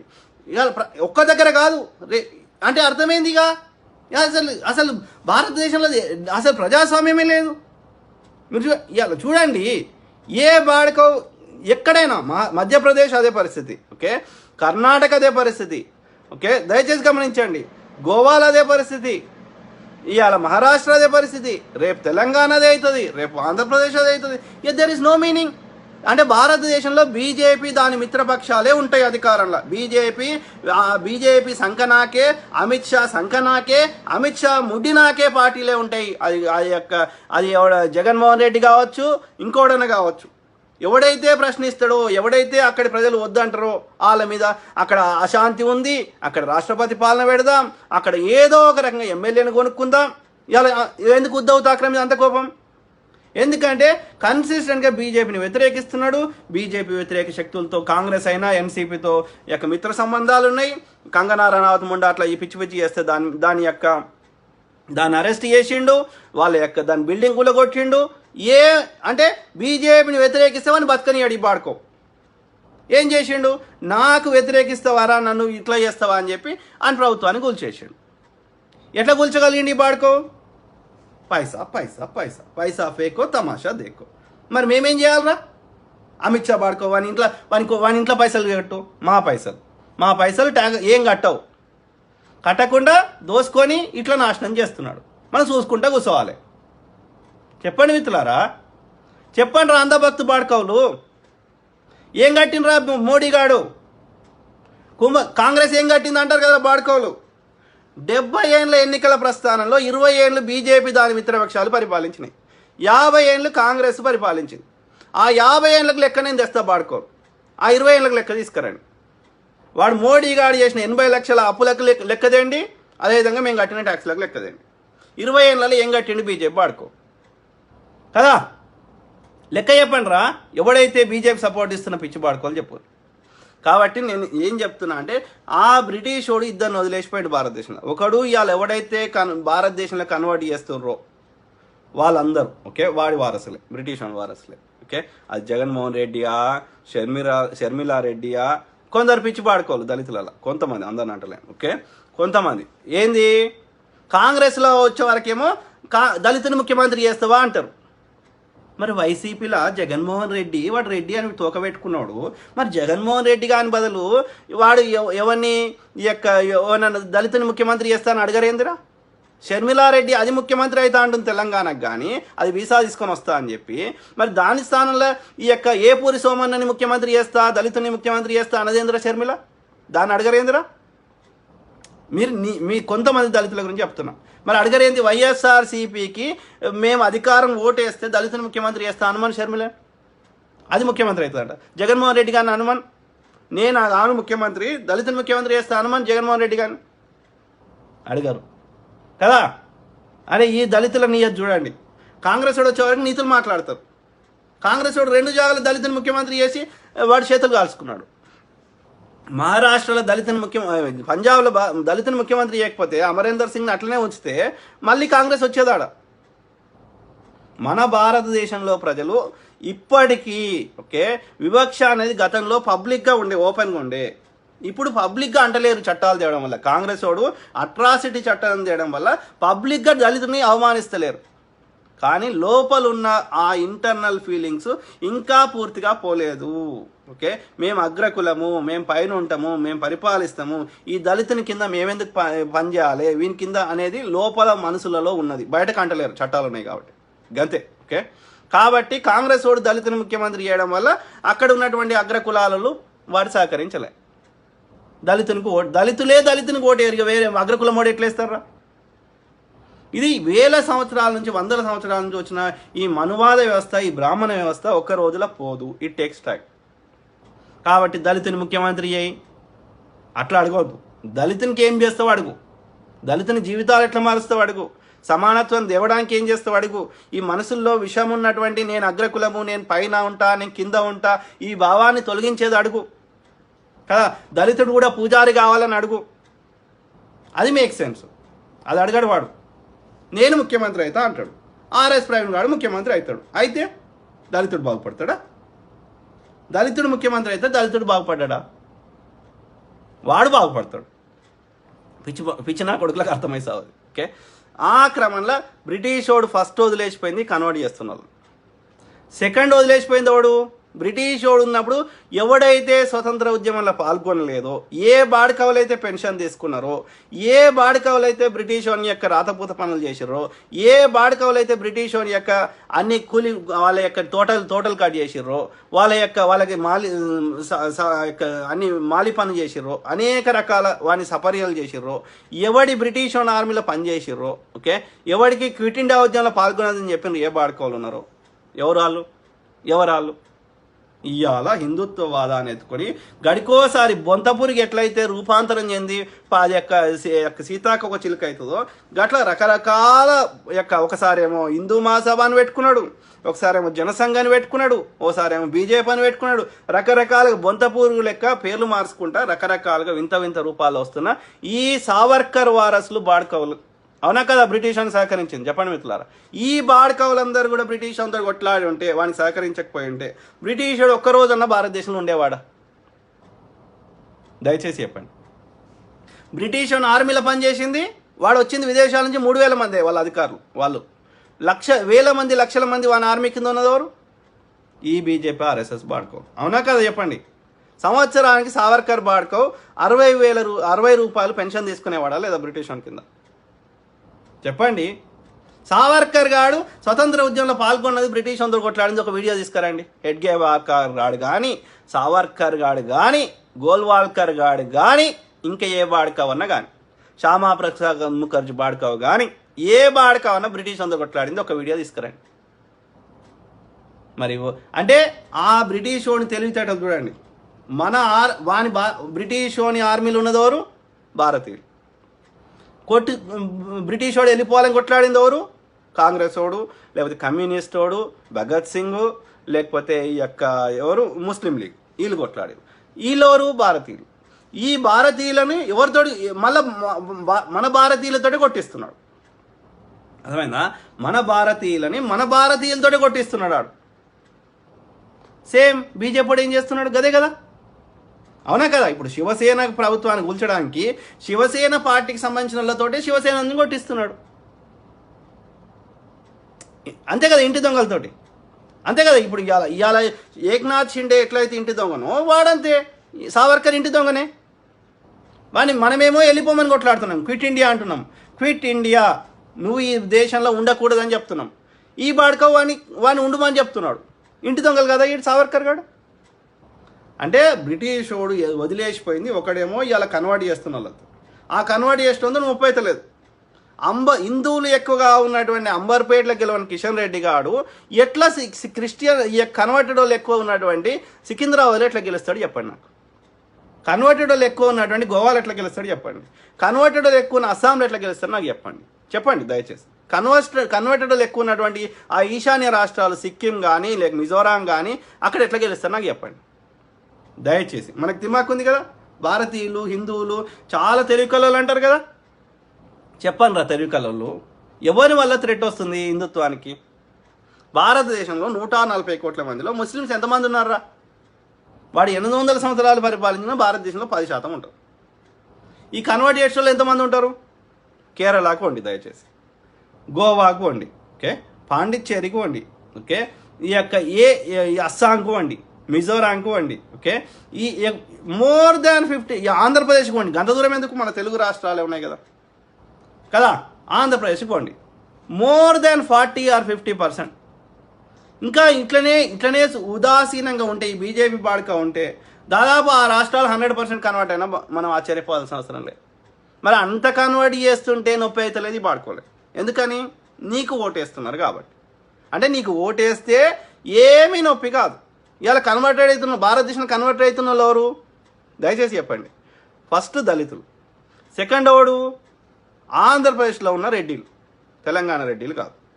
థర్డ్ ఎవరు కన్వర్ట్ అవుతున్నారు? కొద్దిమంది బాపనోళ్ళు, ఆంధ్రప్రదేశ్లో ఉన్న బాపనోళ్ళు. ఈ 3 కమ్యూనిటీస్ తప్ప వాడు కన్వర్ట్ అవుతలేడు. మిగతా చోట కూడా కన్వర్ట్ చేయాలని ప్రయత్నం చేస్తారు. ఎందుకని? కన్వర్ట్ చేస్తే వానికి పైసలు వస్తాయి, విదేశీ మారక ద్రవ్యం వస్తుంది. కేఏ పాల్ బాడుకోకి వాడు మత ప్రచారకుడు, వాడు పేరే పెట్టుకున్నాడు, నేను ఇవాంజలిస్ట్ అని పెట్టుకున్నాడు. షర్మిల ముండా ఇవాంజలిస్ట్, మత ప్రచారకురాలు. షర్మిల మొగుడు బాపనోడు, ఏది గోదావరి డిస్ట్రిక్ట్ నుంచి తెలంగాణలో సెటిల్ అయిన నల్లకుంటలో సెటిల్ అయిన బాపనోడు. బాపనోడు కన్వర్ట్ అయ్యిండు. ఎందుకు కన్వర్ట్ అయ్యిండు? డాలర్ వస్తుంది, ఈ యొక్క రూబుల్ వస్తుంది, లేకపోతే ఈ యొక్క యూరో వస్తుంది. $1 $80 వస్తాయి. అర్థమైందా? పైసల గురించి ఏమైనా చేస్తారు వాళ్ళు. ఇంకేమన్నా తినమంటే తింటారు వాళ్ళు. ఆవు పెండ తినమన్నా తింటారు, ఆ ఉచ్చదాగమన్నా తాగుతారు, ఇంకా చెప్పరాని ఏమన్నా చేస్తారు. అంటే ఇలా రేపు అమ్మురా భారతదేశాన్ని అమ్ముతాడు మోడీ గారు. నీకు చిల్లర ఇస్తాము, మొత్తం అమ్మేసారా భారతదేశాన్ని చైనాకో అమెరికాకో పాకిస్తాన్కో అంటే అమ్మేస్తాడు ఈ బాడుకో.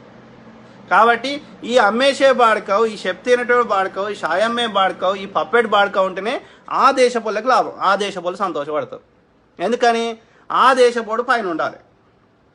వాడు విమానాలు తయారు చేస్తే మనం కొనుక్కోవాలి, మనం విమానాలు తయారు చేయదు. మన శాటిలైట్లు వాడు పంపించాలి, మనం వేరే వాళ్ళ శాటిలైట్ పంపొద్దు.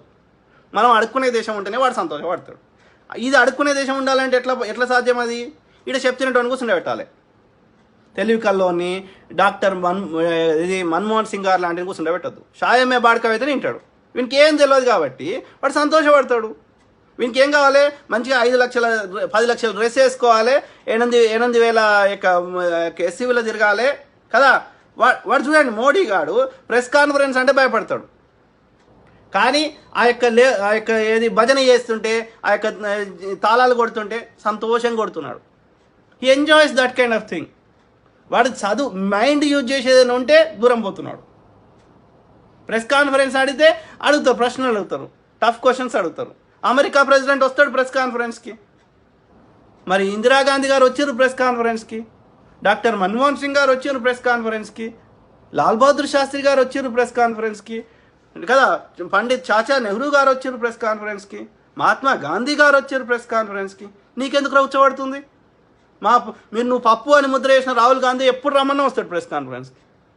మరి నిప్పు అయినా 56 ఇంచుల ఛాతీగలుగా బాడుకో ఎందుకు రావురా? చెప్పండి మిత్రులారా. మరి ఇప్పుడున్న దానికి ఇప్పుడు బ్రిటిష్ వాడు చేసిన పాలసీస్కి ఈ ఆధునిక బ్రిటిష్ వాడు భారతదేశాన్ని పరిపాలిస్తున్న వాడికి ఏం తేడా అని చెప్పండి. ఏ పాలసీలో కానీ ఏ విషయంలో తేడా అని చెప్పండి. ఒక కొత్త ఏమైనా అడుగుతున్నాయి, కొత్త ఏమైనా చేస్తున్నాయి. కాంగ్రెస్ వాడు ఉన్నప్పుడు సైన్స్ కాంగ్రెస్లో అయినాయి, రీసెర్చ్ ఇన్స్టిట్యూట్ పెట్టినాం. మెడికల్ రీసెర్చ్లు ఎన్ని ఇన్స్టిట్యూట్లు ఉన్నాయి, ఇలా ఇండస్ట్రియల్ రీసెర్చ్లు ఎన్ని ఇన్స్టిట్యూట్లు ఉన్నాయి. ఇలా లాభాలు ఉన్న కంపెనీలన్నీ ఈ బాడకం ఎందుకు అమ్ముతున్నాడు? వాడి అదాని బర్త్డే అయితే 60,000 కోట్లు వాడు డొనేషన్ ఇస్తుండంట. 60,000 కోట్లు డొనేషన్ ఇచ్చే అన్ని పైసలు 60,000 కోట్లు అంటే వాడికి ఎన్ని లక్షల కోట్లు మన సంపద ఇచ్చాడు నాకు చెప్పండి. ఇవాళ భారతదేశంలో ఉన్నటువంటి ఏదైనా ఏ కంపెనీలో అయినా ఇవాళ 2 లక్షల కోట్ల వర్త్ వైజాగ్ స్టీల్ని 4,000 కోట్లకు అమ్మవాడుతుంది. ఏదైనా కాదు, నేను టాటా వాడిని తిడతలేను, ఓకే, నేను పుల్లారెడ్డి గారిని తిడతలేను, నారాయణమూర్తి గారిని తిడతలేను, ఇన్ఫోసిస్ అధినేత కదా, లేకపోతే మన యొక్క అజీం ప్రేమ్జీ గారిని తిడతలేను, విప్రో అధినేత. ఒక్క అదాని అంబానీ బాడుకోవాలని ఎందుకు తిడుతున్నాం? దయచేసి గమనించండి.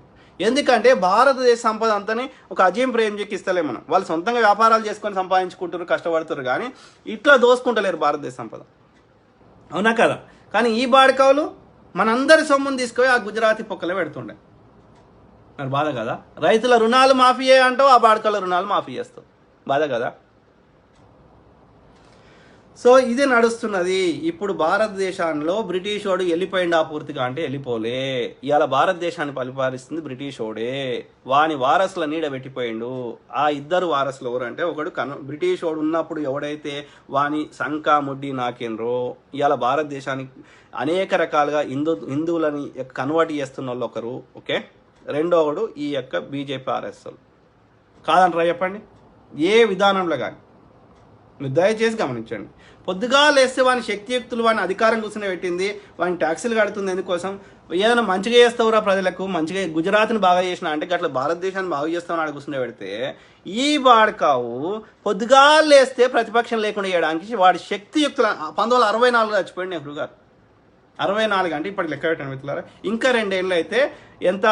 60, ఇదొక అంటే 60 ఏళ్ళు, ఇంకా 2 ఏళ్ళ 2 తక్కువ 60 అంటే 58 ఏళ్ళ కింద చచ్చిపోయాడు. దాదాపు 60 ఏళ్ళ వేసుకో లెక్క కోసం. 60 ఏళ్ళ కింద చచ్చిపోయిన మహనీయుడిని, ఓకే, మహనీయుడు 60 ఏళ్ళ కింద అంటే ఆయన వయసులో ఉన్నప్పుడు లెక్క పెట్టాలంటే ఇంకో 100 ఏళ్ళ, ఆయన జీవితం మొత్తం లెక్క పెట్టాలంటే ఆయన 100 ఏళ్ళ 100 పైనే, ఓకే. ఆయన యాక్టివ్ పాలిటిక్స్ ఉన్నది. ఆయన 30-40 ఉన్నప్పుడు యాక్టివ్ పాలిటిక్స్లో ఉండే. 20 ఏళ్ళకే వచ్చిండు ఆయన న్యాయవాద వృత్తి చదివిండు. కానీ నెహ్రూ గారు వాళ్ళ నాయన ఫేమస్ లాయర్, కానీ నెహ్రూ గారు న్యాయవాద వృత్తి చేయలేదు. ఆయన చదువుకున్నాడు అంతే, చదువుకున్నాడు కానీ పాలిటిక్సే ఇంపార్టెంట్. అంటే ఆయన 20 నుంచి ఆయన చచ్చిపోయేదాకా రాజకీయాల్లో ఉన్నాడు. అంటే ఒక ఫేజ్లోనేమో స్వతంత్ర ఉద్యమం గురించి కొట్లాడిండు, ఇంకో ఫేజ్ ఏమో ప్రైమ్ మినిస్టర్గా చేసిండు, 16 ఏళ్ళు ప్రైమ్ మినిస్టర్గా చేసిండు. అంతకంటే ముందు పొద్దుగా లేస్తే ఇదే బ్రిటిష్ వానికి అగేన్స్ట్ కొట్లాడు. అప్పుడే ఆయన రాజ్యాంగం రాసిండు, అప్పుడే డిస్కవరీ ఆఫ్ ఇండియా రాసిండు, బిడ్డకు 30 లెటర్లు రాసిండు జైల్లో కూర్చోండి. అంటే ఆయన జీవితం అంతా ఆయన ఎంత 20 ఏళ్ళ నుంచి ఆయన చచ్చిపోయింది 65 అంతను, ఒక 65-70. సో అంటే ఒక 40 ఏళ్ళు దాదాపు ఆయన పొద్దుగా లేస్తే ప్రజా జీవితంలో ఉన్నాడు. ఒక్క పైసా తీసుకోకుండా ప్రజల కోసం కష్టపడ్డాడు. అర్థమైందా? అంటే 60, అదొక 40, ఒక 100 ఏళ్ళు, ఓకే.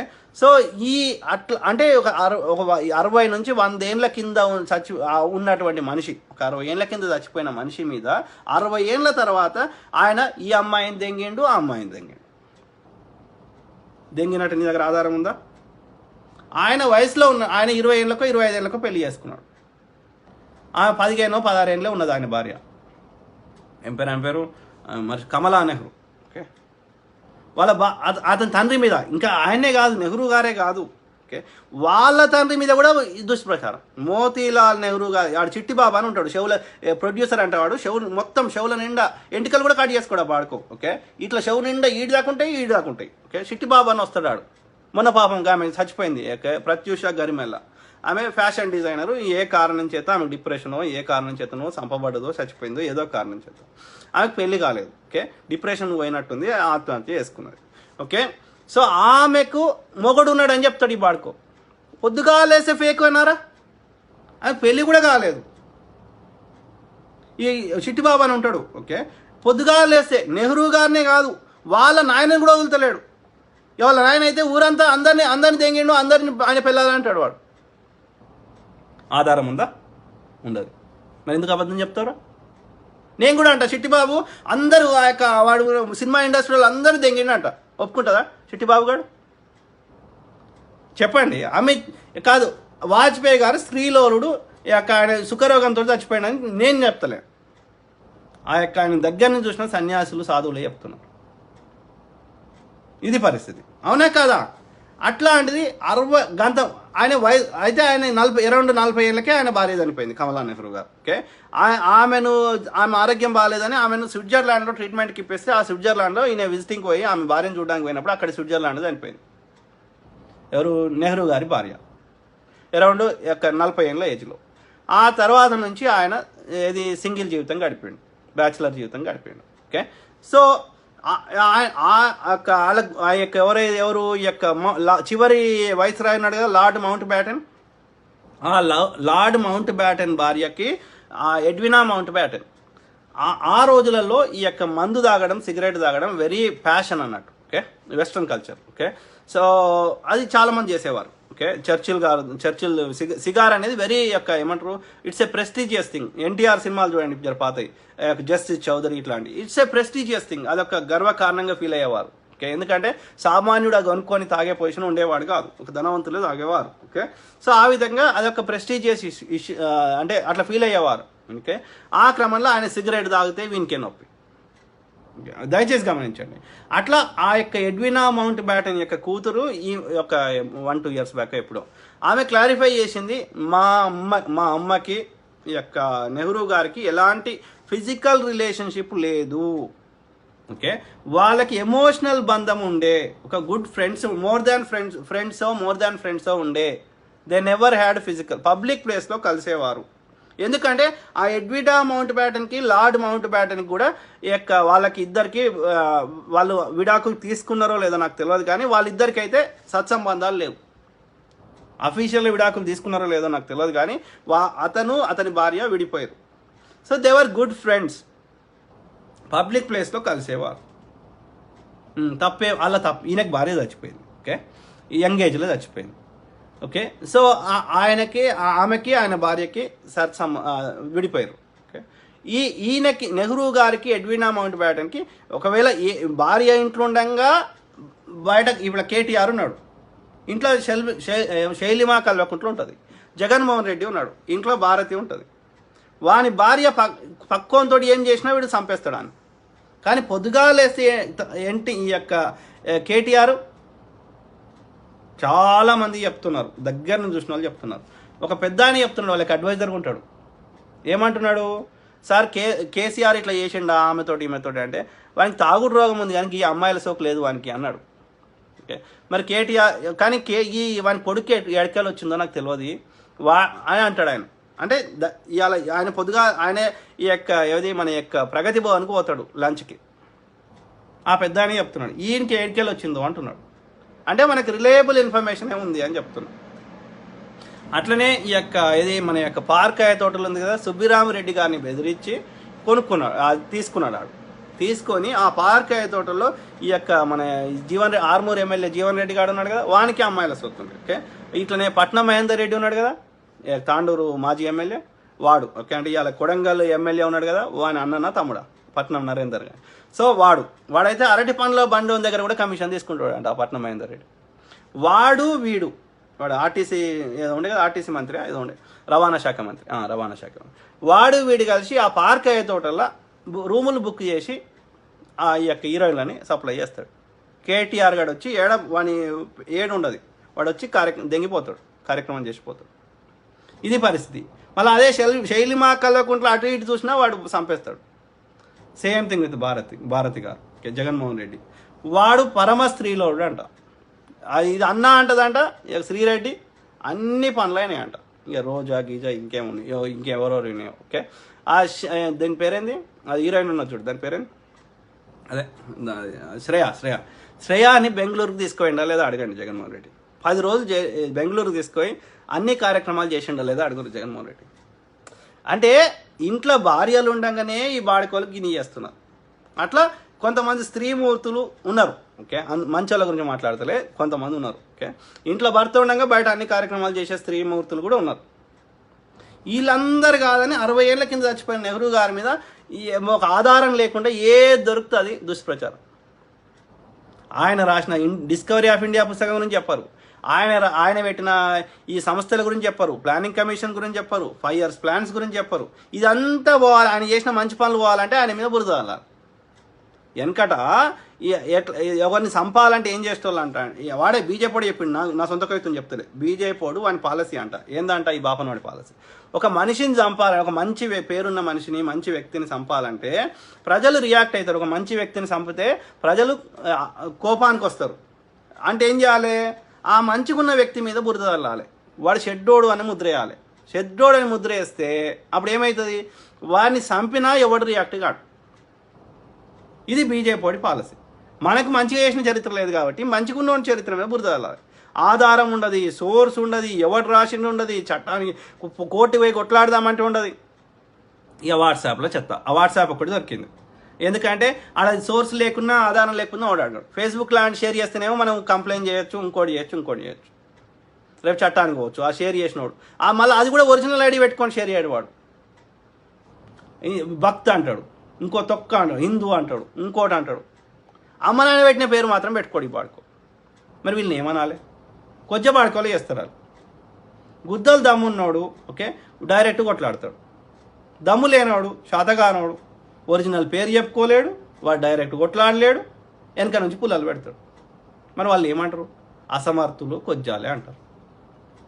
చెప్పండి మిత్రులారా, ఆయన చేయలేదు, ఆయన ఏ అమ్మాయితోటి కూడా ఎలాంటి పిచ్చి కార్యక్రమాలు చేయలేదు. పొద్దుగా లేస్తే దేశం ఎట్లా బాగుపడాలని ఆలోచించాడు. ఆయన ఇనాగ్రేట్ చేసిందే మన ఎస్ఆర్ఎస్పి, ఆయన ఇనాగ్రేట్ చేసిందే నాగార్జున సాగర్. గట్లాంటి ఏమైనా ఈ బాడకావులు చేసారో చెప్పు నాకు. మోడీ బాడకావు, అమిత్ షా బాడకావు, పొద్దుగా లేసి వీళ్ళు మంత్రులు. ఏమైనా భవనాన్ని ఇనాగ్రేట్ చేయడానికి రావాలి, పోలవరం ప్రాజెక్ట్ ఇనాగ్రేట్ చేయడానికి రాడు. వాడు సమతామూర్తి విగ్రహానికి వస్తాడు. వాడు సమతా విగ్రహానికి ఒక జాగ ఇచ్చింది లేదు, సమతామూర్తి విగ్రహానికి ఒక పైస ఇచ్చింది లేదు, కానీ వచ్చి నిలబడతాడు ఫోటో దిగు. గది నెహ్రూ గారు అట్లా చేయలే. నాగార్జున సాగర్ దానికి ఇనాగ్రేట్ చేసాడు, బాక్రా నంగల్ దానికి ఇనాగ్రేట్ చేసాడు. మరి ఈ బాడుకోలు చెప్పండి దయచేసి, ఎవరిని చేయలే పెట్టినాం భారతదేశాన్ని, యాడికి తీసుకుపోతుండే ఈ బాడుకోలు. శ్రీలంక కావడానికి ఆఫ్ఘనిస్తాన్, అందుకే పొద్దుగాలేసి ఈ బాడుకోలు ఏం చెప్తారు, భారతదేశం శ్రీలంక కంటే మంచిగుందంటారు, ఆఫ్ఘనిస్తాన్ కంటే మంచిగుందంటారు, పాకిస్తాన్ కంటే మంచిగుందంటారు. అంటే అర్థమైంది మిత్రులు, పాకిస్తాన్ తోటి భారత్ ఇలా కాదు. నెహ్రూగా మళ్ళీ ఏమంటాడు, కాంగ్రెస్ వాడు ఏం చేసిండు అంటాడు.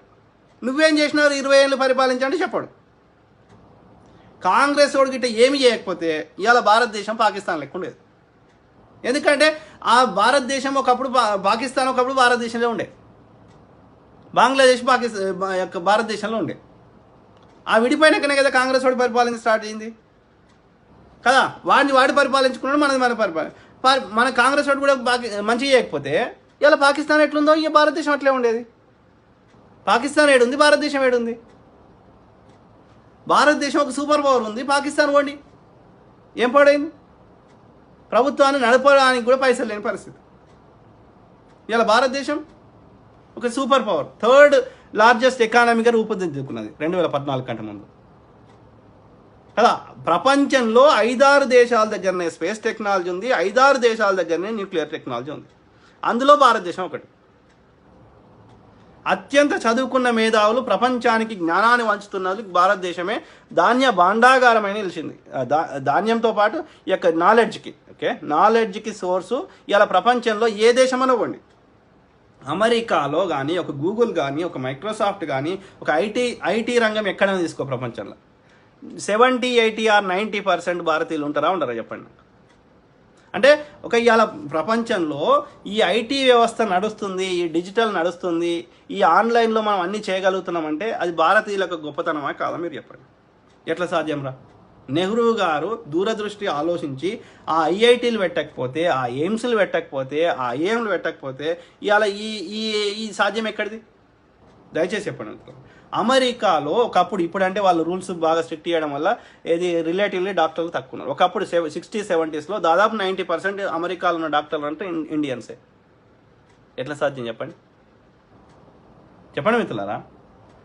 కాదు, ఇలా పాకిస్తాన్ వాళ్ళు ఎందుకు లేరు మరి ఐటీలో? పాకిస్తాన్ వాళ్ళు ఎందుకు లేరు డాక్టర్లు?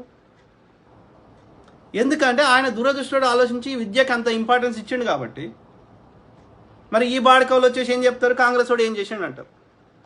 1947లో ఎన్ని ఊర్లకు కరెంట్ ఉండే, ఎన్ని ఊర్లకు రోడ్డు సౌకర్యం ఉండే, ఎన్ని ఊర్లకు బస్ సౌకర్యం ఉండే, ఎట్లా మంది మీద పోయేటోళ్ళు? మన భారతదేశం విడిపోయినప్పుడు, పార్టీషన్ అయినప్పుడు ఎట్లా పోయినరు భారతీయులంతా? నడుచుకుంటూ పోయినరు, లేదంటే ఎట్ల బండి మీద పోయారు. బస్సులు ఉండేనా, రోడ్లు ఉండేనా, విద్యుత్ కరెంట్ ఉండేనా? మరి గట్లాంటిది ఇవాళ భారతదేశం ఏడుందిరా? గట్లాంటి నువ్వు ఒక్కటే అడుగుతున్నాను నేను, 100 అడుగుతలేను. కాంగ్రెస్ వాడేమో 100 వేలు పెట్టిండు. ఎయిర్పోర్ట్ వాడు 5 ఎయిర్పోర్ట్లు కట్టిండు ఆల్రెడీ ఎయిర్పోర్ట్ ఉండగా. ఇది దూరం ముచ్చట చెప్తలే నేను, నెహ్రూ గారి ముచ్చట చెప్తలే. డాక్టర్ మన్మోహన్ సింగ్ గారి హయాంలో ఇంటర్నేషనల్ ఢిల్లీ ఎయిర్పోర్ట్ కొండేవాడన 21 టెర్మినల్స్ ఉంటాయి. మొత్తం కార్పెట్ వేసారు, వెండింగ్ మిషన్ ఉంటుంది. అమెరికాలో ఉన్న నేను షికాగో ఎయిర్పోర్ట్ తీసుకోవతా, లేకపోతే డ్యూలాస్ ఎయిర్పోర్ట్ తీసుకోవతా, వాషింగ్టన్కి తీసుకోవతా డీసీ, లేదంటే డాలస్ తీసుకోవతా, ఇంకా ఏ ప్రపంచంలో ఆమ్స్టర్డామ్కి తీసుకోవతా. ఏ దేశంలో ఉన్న ఎయిర్పోర్ట్ కంటే మన ఢిల్లీ ఎయిర్పోర్ట్ మంచిగా ఉందా లేదా నాకు చెప్పండి. గట్లాంటిది ఒక్కటి కట్టింది చెప్పండి బీజేపీ వాడుకో. శంషాబాద్ పరిసర ప్రాంతాలకు పోండి, లేకపోతే ఈ యొక్క గచ్చిబౌలి పరిసర ప్రాంతాలకు పోండి, నీకు ఇండియాలో ఉన్న ఫీలింగ్ వస్తుందా చెప్పండి. ఒక అవుటర్ రింగ్ రోడ్ లాంటిది ఒక్క రోడ్డు కట్టింది చెప్పండి దయచేసి. అవి కడితేనే కదా హైదరాబాద్లో భూముల రేట్లు పెరిగినాయి, అవి కడితేనే కదా అన్ని ప్రాంతాలు వచ్చి వీడు ఉండడం వల్ల కిరాయిలు వస్తున్నాయి. అవి కట్టకపోతే ఏం పడైంది? ఆఫ్ఘనిస్తానే ఉంటుంది, పాకిస్తానే ఉంటుంది. మరి ఇవన్నీ ఎవడు కట్టినరా? మరి దానికంటే ఎక్కువ బడ్జెట్లు ఎక్కువ పెరిగినాయి, వానికంటే ఎక్కువ ట్యాక్సులు వసూలు చేస్తున్నావు. మరి ఒక్క ప్రధానమంత్రి వచ్చేసి దేశానికి ఏదో ఒకటి కట్టింది, ఒక ఇనాగ్రేట్ చేసి చెప్పండి మిత్రులారా. వాడు పెద్ద పెద్ద ఇరిగేషన్ ప్రాజెక్ట్స్, ఈరాకుడు, బాక్రానంగల్, నాగార్జున సాగర్, మళ్ళీ చాలా తక్కువ బడ్జెట్. నేను పెద్దగా చెప్తున్నా, చిన్న చెప్తలే. వేలు లక్షలు కట్టిండు. మరి 20 ఏళ్ళు పరిపాలించే బీజేపీ వాడుకో ఒక్కటి అడుగుతున్నాను, 100 అడుగుతలే. ఒక్కటి దేశానికి యూజ్ అయ్యి తిండి పెట్టేది ఒక్కటి చెప్పండి. ఒక విద్యా సంస్థ కానీ, ఒక ఇరిగేషన్ ప్రాజెక్ట్ కానీ, ఒక పెద్ద రోడ్లు కానీ, ఏదన్నా పనికొచ్చేది. మనకు ఈ 5 ఏళ్ళు నోట్లోకి పోయేది. ఈ 5 ఏళ్ళు నోట్లోకి పోతేనే మనం బతుకుతాం. మతం ఏం చేసుకుంటావు? భూమి పెడుతుందా మతం? చెప్పండి. ఈ మతాలు పుట్టక ముందు భూమి మీద మనుషులు లేరా? చెప్పండి. మరి ఈ వాడుకో ఏం చేస్తున్నాడు మనకు చెప్పండి. తిట్టొద్దా? ఇవాళ ప్రజలు ఎన్నుకున్న దానికి అర్థమేం చెప్పండి. బీజేపీ దాని మిత్రపక్షాలే పరిపాలించాలి, వారిని వ్యతిరేకించిన అక్కడి ప్రజలు ఎవరినైతే ఎన్నుకుంటారో ఆ ప్రభుత్వాలు ఉండకూడదు, బీజేపీని వ్యతిరేకించే వాళ్ళు ఉండకూడదు అంటే then what is the meaning of democracy? చింపేయండి రాజ్యాంగాన్ని. బాబాసాహెబ్ అంబేద్కర్ గారు 3 ఏళ్ళు కష్టపడి రాసిన రాజ్యాంగాన్ని చింపేయరు కదా, అయిపోయాయి కదా. మీరు అదే కదా చెప్పింది. 70 ఏళ్ళలో ఏది మీరు మిమ్మల్ని ఎందుకురా బ్యాన్ చేసింది? మహాత్మా గాంధీని చంపినావు అని చెప్పి నువ్వు ఇవాళ ఏ మహనీయుని కాంగ్రెస్ నాయకుడైనా మహాత్మా గాంధీ గారు చచ్చిపోయినప్పుడు మహాత్మా గాంధీ గారితో చివరిగా ఏది మీటింగ్ పెట్టుకొని మాట్లాడింది ఎవరితోటి? పటేల్ గారితో. ఆ సర్దార్ పటేల్ గారే ఈ ఆర్ఎస్ని బ్యాన్ చేశారు. 2 కండిషన్స్ మీద 2 ఏళ్ళ తర్వాత ఈ యొక్క బ్యాన్ ఎత్తేసారు. ఏం కండిషన్స్? ఒకటి, భారత రాజ్యాంగాన్ని మీరు యాక్సెప్ట్ చేయాలి, భారతీయ జెండాని యాక్సెప్ట్ చేయాలి. ఈ బాడకవులు ఆర్ఎస్ఎస్ భవనం మీద 2 సార్లు భారత త్రివర్ణ పతాకాన్ని ఎగరేశారు. మరి ఇక మీకు భారత రాజ్యాంగం అన్నా గౌరవం లేదు, భారతీయ జెండా అన్నా గౌరవం లేదు. మిమ్మల్ని ప్రశ్నిస్తే మేము దేశద్రోహులము కదా. నువ్వు తెచ్చిన రైతులకు నల్ల చట్టాలు తెచ్చి 700 మంది రైతులను చంపితే మేము నోరు మూసుకొని కూర్చోవాలి. వాళ్ళకి కాంపెన్సేషన్ ఈరా బాడక కాదు. నువ్వు నల్ల చట్టాలు తెస్తావు, మళ్ళీ నువ్వే తీసేస్తావు. తెచ్చేటప్పుడు డిస్కషన్ చేయబాడుకోవు, తీసేసేటప్పుడు చేయవు. డిస్కషన్ పట్టుబడితే రాజ్యసభ నుంచి వెళ్ళగొడతావు. మనిషివా? మళ్ళీ వచ్చి సారి చెప్తావు. నువ్వే డిమానిటైజేషన్ చేసి 1000 రూపాయల నోటు తీసేసి 2000 నోటు తెచ్చి నల్లధనం పోతుంది అంటావు. చెప్పండి దయచేసి, దిమాక్ ఉంది కదా. ఇంకా అలా చిప్పు ఉందంటావు, తీసుకురారా చిప్పు. పిచ్చి బాడకు. ఇంట్లో ఉండేటోళ్ళని వాళ్ళ చెల్ల పైసలు చెల్లయని దేశ ఆర్థిక వ్యవస్థను సంఖ్య నాకు ఇచ్చినావు. 200 మంది చంపినావు. 200 మంది చచ్చిపోయింది హిందువులే. మళ్ళీ అలా ఆ లైన్లో నిలబడ్డది నువ్వు బ్యాంకుల ముందు హిందువులే. వాళ్ళు ఇలా రైతులు నల్ల చట్టాలు తెచ్చి రైతులు 700 మంది చంపింది హిందువులే. మొన్న ఈ యొక్క ఇది కాంట్రాక్ట్ ఉద్యోగాలని చెప్పి కాదు, జవాన్లకి పెన్షన్ ఇచ్చే స్థాయిలో లేదా భారతదేశం. ఒకసారి ఎమ్మెల్యే అయి దిగిపోతే వాని జీవితాంతం మనకు పెన్షన్ వస్తుంది. కానీ వాని ప్రాణాలకు తెగించి వాడు భారత ఆర్మీలో పనిచేసి మళ్ళీ ఇంటికి వాడు ప్రాణంతో వస్తాడో లేదో తెలియదు. వాడు భార్యాపిల్లను వదిలేసి కదా, ఒక మామూలు ఇంట్లో ఉండడానికే మనం ఇబ్బంది పడే పరిస్థితులలో ఒక పూంచ్ సెక్టార్లో, ఒక రాజోర్ సెక్టార్లో, ఒక కశ్మీర్లో, ఒక థార్ ఎడారిలో, ఒక నేవీలో, వివిధ రకాల్లో అంటే ఉండడానికి అననుకూలమైన పరిస్థితులలో భార్యాపిల్లల్ని, కుటుంబాన్ని, తల్లిదండ్రుల్ని, సమాజాన్ని వదిలేసి దేశ రక్షణ కోసం వాడి ప్రాణాన్ని తెగించి వాడి మళ్ళీ తిరిగి వస్తాడో లేదో తెలియనటువంటి భారత సైనికులకి మనము మినిమం గౌరవం ఇవ్వలేమా? పెన్షన్ ఇవ్వలేమా? వాని జీవితానికి పర్మనెంట్ ఉద్యోగం ఇవ్వలేమా? వాని దిమాగ్ అంతా ఆర్మీ ట్రైనింగ్ నిండిన వ్యక్తి ఆ 4 ఏళ్ళ తర్వాత వచ్చి నువ్వు వేరే పని చేయంటే ఎట్లా చేస్తారా? వాడు ఆర్మీ రిలేటెడ్ చేయగలుగుతాడు కానీ వేరే పని చేయగలుగుతాడా? నేను భారత ఆర్మీలో పనిచేసిన, ఇప్పుడు వచ్చేసి నేను సెక్యూరిటీ గార్డుగా పనిచేస్తున్నా, బీజేపీ ఆఫీస్ ముందు ఫ్రంట్ ఆఫీస్లో పనిచేస్తున్నా అంటే అది ఏమన్నా ఇజ్జత్కా సవాల్ కాదురా? చెప్పండి మిత్రులారా. వాడి లైఫ్ సెటిల్ కావాలి కదా. అవసరమైతే తక్కువ మందిని తీసుకో, ఎక్కువ ఆటోమేటెడ్ మిషన్స్ తయారు చేయి, లేకపోతే ఈ యొక్క హ్యూమన్ రిసోర్స్ అనేది కాకుండా ఎక్కువ ఇంకా అత్యాధునికమైన ఆయుధాలు పెట్టుకో. కానీ ఒకసారి ఆర్మీలో జాయిన్ అయినోడు వేరే పని ఎట్లా చేయగలుగుతారా? అంటే భారత ఆర్మీకి పెన్షన్ ఇచ్చే స్థాయిలో కూడా భారత ప్రభుత్వం, మోడీ ప్రభుత్వం లేదా? అంటే నువ్వేం కడతలేవు. దయచేసి గమనించండి. ఒక్కడు కడతలేడు, ట్యాక్సులు పెంచిండు. ఓకే, ఉన్న కంపెనీలు అమ్ముతున్నాడు. అంటే గతంలో మన పెద్దవాళ్ళు కట్టిన ట్యాక్స్ డబ్బులతోటి కట్టితే ఆ ట్యాక్స్ డబ్బులు మన కంపెనీలలో ఉంటే అది వేల లక్షల మందికి ఉద్యోగాలు ఇచ్చింది, తిండి పెట్టింది. బిఎస్ఎన్ఎల్ కావచ్చు, ఎల్ఐసి కావచ్చు. అది అంటే మన తాత ముత్తాత కట్టిన ట్యాక్స్ డబ్బుల్ని అవి అమ్మి దోసుకుంటున్నావు. దయచేసి గమనించండి. ఓకే, ఇప్పుడు మనం కడుతున్న ట్యాక్సులు దోసుకుంటున్నావు. అర్థమైందా? అట్లనే మన ఫ్యూచర్, మన కొడుకులు మనమల్లు కట్టే ట్యాక్స్ డబ్బులు కూడా దోసుకున్నావు, అప్పులు చేస్తున్నావు. అప్పులు అంటే అర్థమైంది, ఇటు మోడీ గారు దిగిపోతాడు. అప్పులు పోతే వానితోటి ఎవడు కట్టాలి? మనం చచ్చిపోతాం. మన కొడుకో మన మనమడో కట్టాలి. అప్పులు అయితే పోవు కదా. అంటే మన తాత ముత్తాతలు కట్టిన ట్యాక్స్ డబ్బులు, మన తండ్రులు కట్టిన ట్యాక్స్ డబ్బులు, మనం కడుతున్న ట్యాక్స్ డబ్బులు, మన కొడుకు మనమడి కడుతున్న ట్యాక్స్ డబ్బులు, 3 తరాల ట్యాక్స్ డబ్బులు దెంగి తింటున్నాడు. ఏవిరా అంటే లెక్క చెప్తలేడు. లాస్ట్కు జవాన్లకి ఇచ్చే పెన్షన్ డబ్బులు కూడా దెంగి తింటున్నాడు. వాడిగిట్ట తినకపోతే కాంగ్రెస్ వన్ కంటే ఎక్కువ కట్టుకోడు. వాడిగిట్ట తినకపోతే ఈ పెయిడ్ సోషల్ మీడియా చెత్త నింపడానికి పైసలు ఎక్కడికి వాడుకోలేదు. ఇంట్లో కూర్చుండి వాడు చెత్త నింపుతానంట 30,000 ఇస్తారట.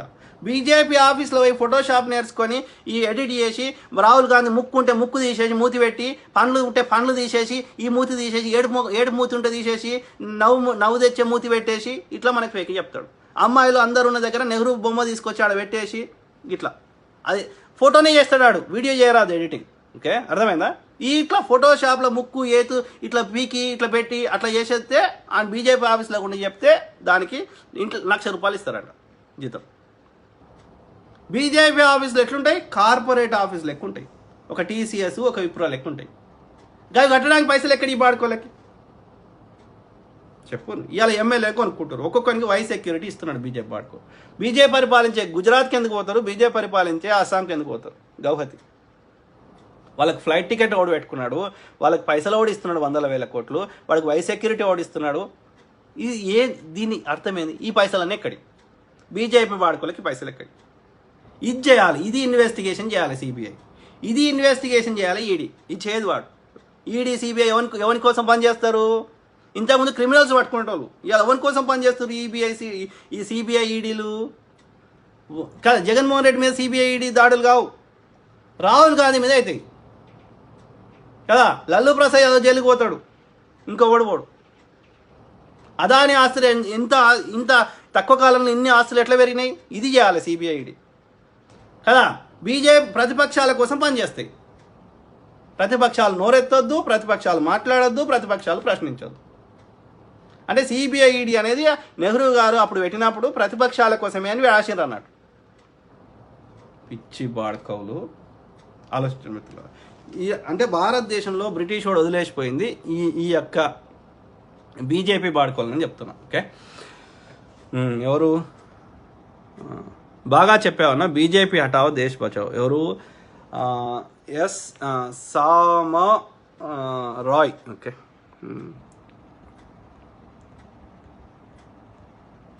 సైదులు ధర అన్న కోమటిరెడ్డి వడ్డేపల్లి రవికి కోమటిరెడ్డి పార్టీలోకి తీసుకోవటం అదే బ్రదర్, దానికి ఒక క్రమశిక్షణ కమిటీ అనేది ఉంటుంది పీసీసీలో, వాళ్ళు అందరు కలిసి నిర్ణయిస్తారు. చూద్దాం, చూద్దాం. అన్నా నమస్తే, జై రేవంత్ రెడ్డి, జై కాంగ్రెస్, జై రాజ్పోడ. Thank you brother. Dharavath. Maqsood మిజైల్ Mohammed Utukuri Manikanta, watch it sir, it's very interesting. ఆయనకు చెప్తున్నాడు. మొహమ్మద్ సందాని కరెక్ట్గా చెప్పారు బ్రదర్. నిజంగానే ఇంకా మన దేశంలో బ్రిటిష్ వాళ్ళు వదిలి వెళ్ళిన వాళ్ళ డిఎన్ఏ బీజేపీ ఆర్ఎస్ఎస్ వాళ్ళు ఈ దేశాన్ని సర్వనాశనం చేసే వరకు నిద్రపోరు. అట్లాంటప్పుడు ఈ పిచ్చి బాడకవులు ఎవరైతే హిందుత్వవాదాన్ని ఎత్తుకొని హిందువులని చంపుతున్న బాడకవులు, హిందువులను బుల్లెట్లు కొడుతున్న ఈ బాడకవులని తన్ని ధర్మేయాల్సిన అవసరం ఉందా లేదా ఈ పిచ్చి గాడిద కొడుకులు చెప్పాలి. మోడీ లుచ్చబాడుకో ఏం కట్టిండో చెప్పాలి. సంవత్సరానికి 2 కోట్ల ఉద్యోగాలు ఇస్తున్న బాడుకో ఎన్ని ఉద్యోగాలు ఇచ్చిండో చెప్పాలి. ఆర్టీఐ కింద ఇవి రిలీజ్ చేయాలి కదా. పిచ్చి బాడుకోలు అడుక్క తింటారు. ఇలా శ్రీలంకలో 400 రూపాయలకు లీటర్ పెట్రోల్ అయింది.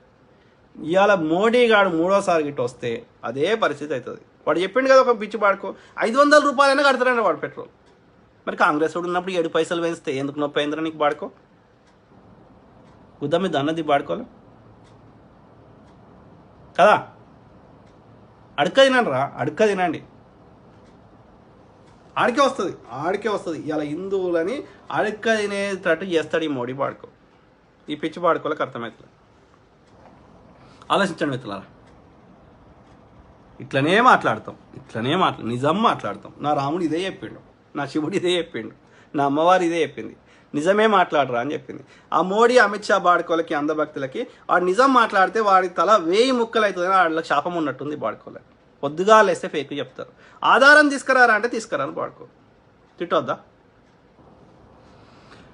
విజే అనిల్ బొంకూరి అశ్వారావుపేట మాజీ ఎమ్మెల్యే కాంగ్రెస్లో చేరటం వాళ్ళ కేవలం ఆయన మాత్రమే కాంగ్రెస్లోకి వచ్చాడు కానీ ఎవడన్నా రాని బై.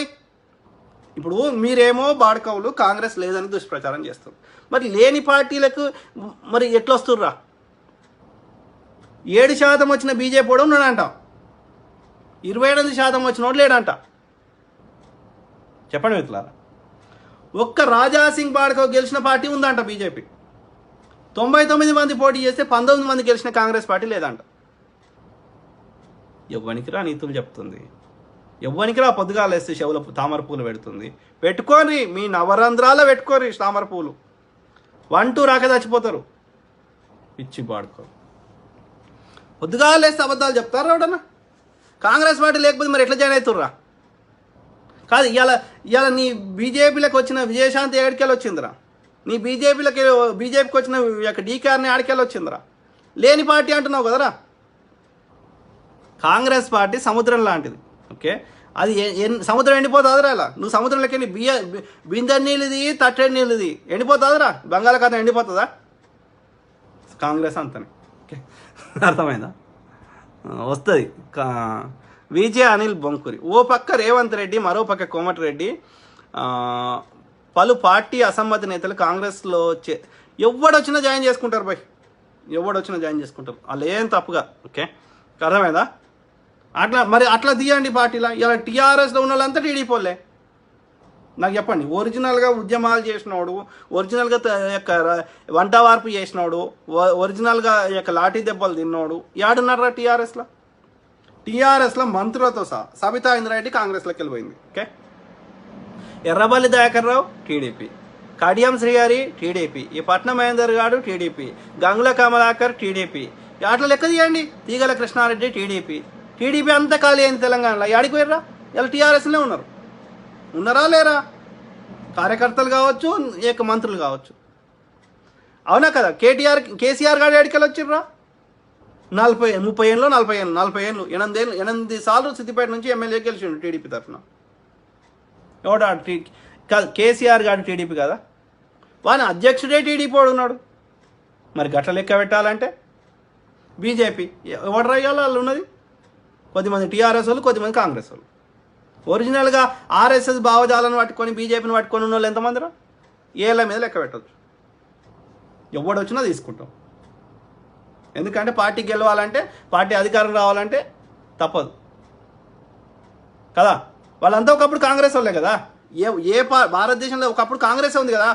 ఎవడు ఏ పార్టీ పెట్టుకున్నా కాంగ్రెస్ వాడే. జగన్మోహన్ రెడ్డి కాంగ్రెస్కి వెళ్ళి వచ్చినోడే. నువ్వు ఎవడన్నా తీసుకో, వాడు కానీ వాని అయ్య కానీ వాని తాత కానీ కాంగ్రెస్ నుంచి వచ్చినవాడే. ఎవడొచ్చినా తీసుకుంటాం, తప్పేముందా? పార్టీ అధికారం రావాలి, అధికారం వస్తేనే ప్రజలకే మంచి చేయగలుగుతుంది. Definitely there is nothing wrong in that. Apparao Killada చరిత్రను గొప్ప హాస్యంతో సమకాలీన అంశాలతో జోడించి చెప్పడం చాలా బాగుంది. Thank you brother, thank you. చెప్తానే ఉందాం కదే. ఈ హిందువులు అనేటోళ్ళు మెజారిటీ యొక్క హిందుత్వవాదం మీద అయితే అద్వానీ గాడు రథయాత్ర చేసినప్పుడే గెలుస్తాడు కదా. సో హిందుత్వం గానే కాదు, అక్కడ మతం పేరు మీద ఓట్లు వేస్తలేరు. కానీ కొద్ది మంది పిచ్చి పాడుకోలకి దిమాగ్ పెట్టి ఆలోచించడం బంద్ చేశారు. కానీ వానికే నష్టం జరుగుతుందో, వాని కొడుకు బీటెక్లు చేపించి వాడు అడక తినే పరిస్థితి. ఆలోచించరా పిచ్చి పాడుకోవాలి. నువ్వు నీ ట్యాక్సులేరా, మోడీ గాని ట్యాక్సులు కాదు, అమిత్ షా గాని ట్యాక్సులు కాదు, మన తాతల ఆస్తులు కాదు. విజే అనిల్ బొంకూరి ఉమ్మడి ఖమ్మం జిల్లాలో తెరాస అసమ్మతి నేతలు కాంగ్రెస్లో చేరటం వల్ల కాంగ్రెస్కి ప్లస్ మైనస్. ప్లస్సే బ్రదర్, ఎవడు జాయిన్ అయినా ఏం కాదు. పార్టీ జాయిన్ అయినంత మాత్రం ఏమవుతుంది? అయిపోయిందా? పార్టీ అధికారంలోకి వచ్చినాక అది వేరే లెక్కలు ఉంటాయి. జాయిన్ కానీ ఎవడు జాయిన్ అయితే ఏమైంది?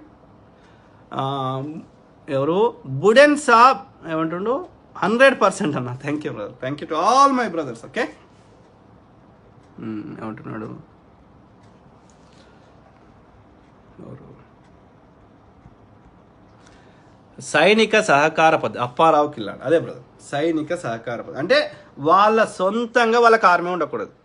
అంటే అర్థమైంది, బ్రిటిష్ వాడే పరిపాలిస్తున్నాడు. ఆయన ఆర్మీ ఉంటే మళ్ళీ వీడు తిరుగుబాటు చేస్తాడు, వెళ్ళిపోమంటాడు.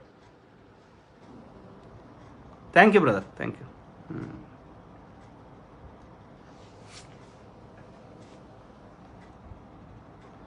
మోల్సాఫ్ హఫీజ్ జై కాంగ్రెస్, జై Congress. Apparao Killada good evening brother, good evening brother.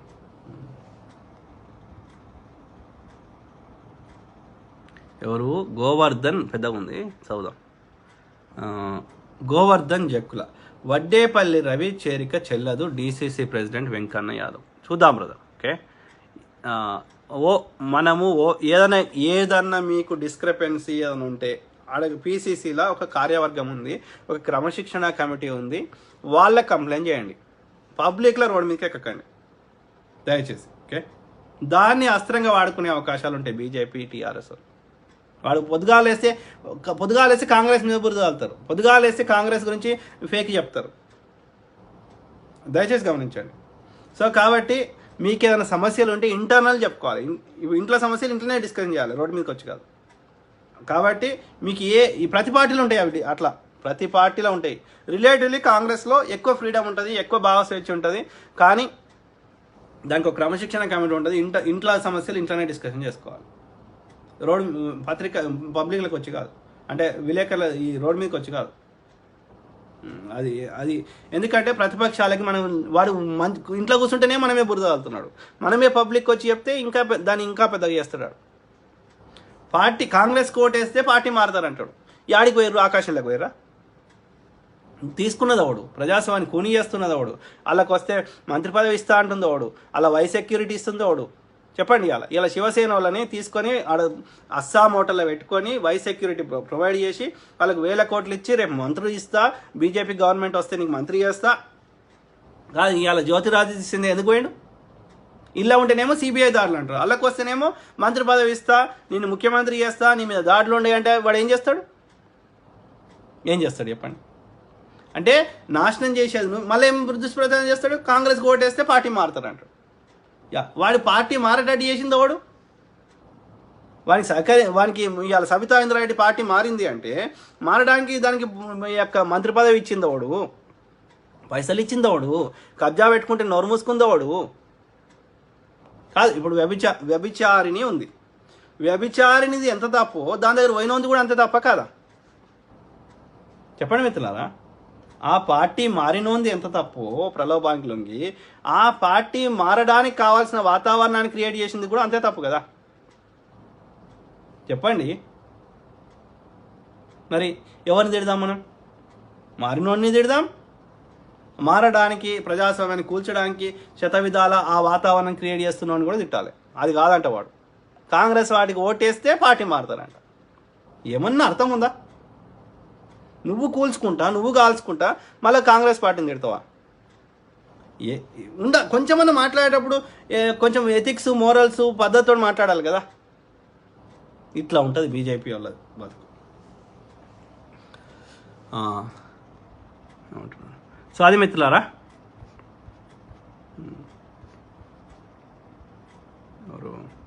Syed Mortaza Hussain, Delhi తప్ప దేశం మొత్తం రూపాంతరం చెందిన మునపటి రాజ్యాలే, అందులో కేంద్రం ఆ పార్టీ పాలిట రాష్ట్రాలు ఈస్ట్ ఇండియా కంపెనీ బ్రిటిష్ రాణి పాలనే ఏమంటారు? అదే బ్రదర్ ఇప్పుడు జరుగుతుంది. బీజేపీ దాని మిత్రపక్షాలు తప్ప మిగతా ఎవడు పరిపాలించకూడదు.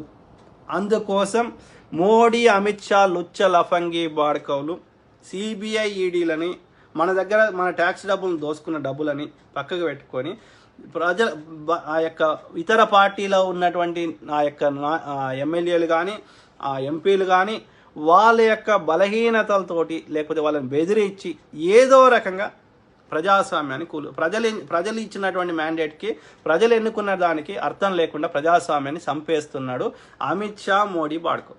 ఏది కడతలేడు, ఏది చేస్తలేడు, నాశనం చేస్తున్నాడు. హిందువులని అడుక్కదినటోళ్ళని చేస్తున్నాడు. బీక్ మాంగేతో బి అభి నైమిల్రా ఆ స్థాయికి తెస్తుంది. కాబట్టి ఈ సోకాల్డ్ హిందువులు అనేటోళ్ళు మేల్కొనాలనేది నా బాధ, తాపత్రయము, ఆవేదన. ఎస్ఐ రాణా, కాంగ్రెస్కు बीजेपी को कांग्रेस को लाओ, बीजेपी को भगाओ, जय रजनीकांत बोड़ा, जय Congress brother, correct, well said. Nagaraju ఐవాస్, India GDP is going day by day down. అదే బ్రదర్, వాళ్ళు they don't care India GDP అడకనవ్వని, ఇండియా అడుక్కునే దేశం కానీ, హిందువులు బుల్లెట్లతోటి చచ్చిపోని, హిందువులు ఏమన్నా కానీ 700 మంది హిందువులు చచ్చిపోని, పుల్వామా అటాక్ జవాన్లను చంపేయని, బిపిన్ రావత్ చంపేయని, ఇవాళ నిన్ననే చెప్పిండాడు బీజేపీ వాడు. ఓకే, మేమే చంపేసినాం గోద్రాల 3000 మందిని ఉచకొంత కోసినామని ఆడే ఒప్పుకున్నాడు ఆర్ఎస్. ఇది పరిస్థితి.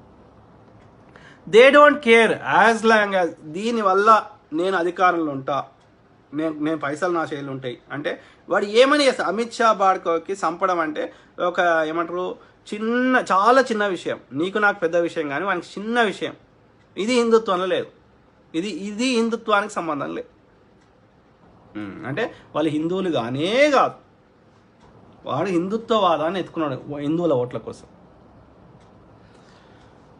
నాగరాజు ఐవసి, upcoming prime minister of India Rahul Gandhiji కావాలని కోరుకుందాం, కాకపోతే ఈ ఈవీఎంలు కాలబెడితేనే అది సాధ్యం. ఇలా సార్ పేరు ఎంతో గుర్తులేదు నాకు. ఆయన క్లియర్గా ఎక్స్ప్లెయిన్ చేస్తుండు కదా, ఇవి వేసిన ఓట్ల కంటే లెక్కించిన ఓట్లు ఎక్కువ ఉన్నాయి, ఎట్లా సాధ్యం అది?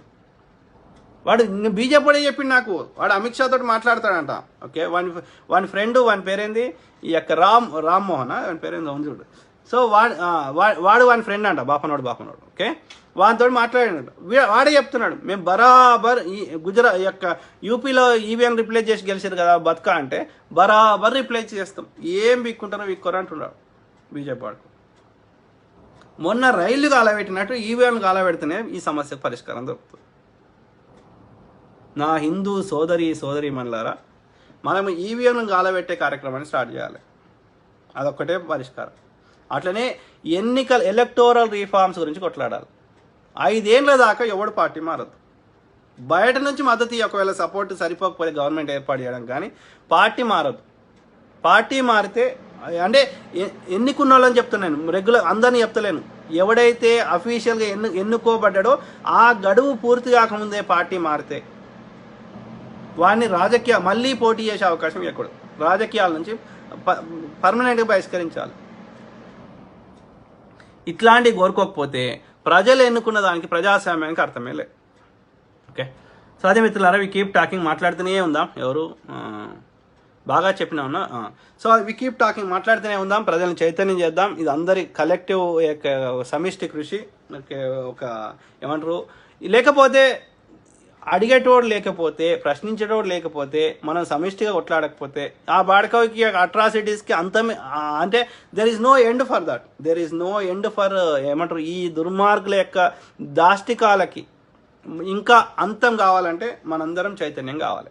నష్టం జరుగుతుంది మనకి, మనం ఎన్నుకున్న దానికి అర్థం లేకుండా పోతున్నది. మరి ఏం చేస్తున్నారు ఈ యొక్క ప్రజలు? మొన్న ఏ ఆగ్రహాన్ని చూపెట్టినో అది రెగ్యులర్గా చూపెట్టాలి. ఈ ప్రతిపక్ష నాయకులు ఎవరైతే ఉన్నారో మీరు ఇవాళ ఉద్యమాలు చేయాలి.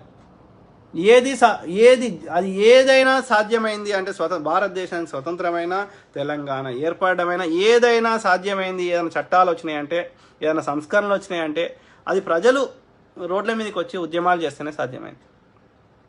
అర్థమైందా? సో కాబట్టి this is my kind request. Okay, నష్టం జరుగుతుంది మనకి. మనము నోరు మూసుకొని ఉంటే మన భావి తరాలు మనని యొక్క ఏమంటారు అసహించుకుంటాయి. కాబట్టి ప్రజలందరూ చైతన్యం అయిపోయి, ఓకే, ఆ ఈవెన్ కాలబెడతారా, రైలు కాలబెడతారా, డస్ నాట్ మ్యాటర్. అది మన ఆస్తి, మన ట్యాక్సులు డబ్బులతో కట్టుకున్నాం. ఆడు లక్షల కోట్లది ఈ ధనవంతులకు దోషిన దాంట్లో మనం కాలబెట్టింది పీనట్స్. 100 కోట్లు పెడితే అది మళ్ళీ అన్నీ రిపేర్ చేసుకోవచ్చు. కానీ వాడు దోషిపెట్టింది లక్షల కోట్లు. వాడు మోడీ గాడు అప్పు చేసింది 100 లక్షల కోట్లు. మనం కాలబెట్టింది సికింద్రాబాద్లో 10 కోట్లు. 10 కోట్లు, 100 లక్షల కోట్లు. ఇలా ఎమ్మెల్యే కానీ ఒక్కొక్కరికి ఎన్ని వందల కోట్లు ఇస్తున్నాం మన పైసలు. మనం కాలబెట్టింది అంతా. కాబట్టి ఈ యొక్క ఫెయిర్ ఎలక్షన్ జరగాలి. ఈ యొక్క ప్రజాస్వామ్యం నిలుపుకోవాలి. కాబట్టి మనం నోరు మోసుకొని ఉండకూడదు. రోడ్ల ఈ యొక్క అందుకే అంటున్నా, ప్రతిపక్ష నాయకులు లేకపోతే ఉద్యమాలు అది మిస్గైడ్ అవుతాయి. కాబట్టి ఈ ప్రతిపక్ష నాయకులు అందరు కూర్చోండి. హౌ టు రివైవ్, ఈ యొక్క రివైవ్ కావాలంటే బీజేపీని ఎలగొట్టాలి. బీజేపీ బగావో దేశ్ బచావో. అంటే బీజేపీని ఎలగొట్టాలంటే ఈ చంద్రబాబు నాయుడు గారు, ఈ కేసీఆర్ గారు, ఈ రాహుల్ గాంధీ గారు, ఈ రేవంత్ రెడ్డి గారు, ఇంకా ఎవరైనా సరే ఈ యొక్క ఉద్ధవ్ ఠాక్రే గారు, ఈ శరద్ పవార్ గారు, ఎవరైతే మమతా బెనర్జీ గారు, ఈ ప్రతిపక్ష నాయకులు ఎవరైతే పొద్దుగాలేస్తే భయోత్పాతాలకు గురి చేస్తూ నా ప్రభుత్వం ఉంటుందో లేదో ఈ యొక్క అనుకునేటోళ్ళు ఎవరైనా సరే ప్రజాస్వామ్యాన్ని కాపాడాలనుకున్న నాయకులు దేశం లెవెల్లో ఒక ప్లాట్ఫామ్ ఏర్పాటు చేసి, ఓకే, హౌ టు రివైవ్, ఎట్లా ఒక ఉద్యమాలు చేయాలి, ఒక జల్లికట్టు లాంటి ఉద్యమాలు చేసి భారతదేశంలో ఈ యొక్క ఎలక్టోరల్ రిఫార్మ్స్ తెప్పించుకొని రిజర్వేషన్ రిఫార్మ్స్, ఎలక్టోరల్ రిఫార్మ్స్ రెండు. ఓకే, మహిళా బిల్లు, బీసీ బిల్లు, మహిళలకు కానీ బీసీలకు కానీ 33%. ఈ విధంగా ఉద్యమాలకు రూపకల్పన చేయాలి. ఇప్పుడు మీకు పని లేదు, పాట లేదు, మీరు చట్టసభలు లేరు, మిమ్మల్ని ఎవడు మాట్లాడనిస్తలేడు, మీరు పోటీ చేసినా గెలుస్తారని నమ్మకం లేదు. అటువంటిప్పుడు కనీసం ఇవాళ రైతులు కొట్లాడి సాధించుకున్నారు. వాడు నల్ల చట్టాలు తెస్తే వాడు 700 మందిని చంపినా కానీ వెనక తగ్గలే రైతులు. వాడు వెనక తీసుకున్నదాకా వాళ్ళు రోడ్ల మీకు పోలే. గది పోరాట పటిమంటే గది. గట్లాంటి రైతుల ఉద్యమాలు చేసినట్టు, గట్లాంటి జల్లికట్టు చేసినట్టు ఈ ప్రతిపక్ష నాయకులు అందరు కలిసి, ఎందుకంటే మీరు ఏం చేయలేకపోతున్నారు.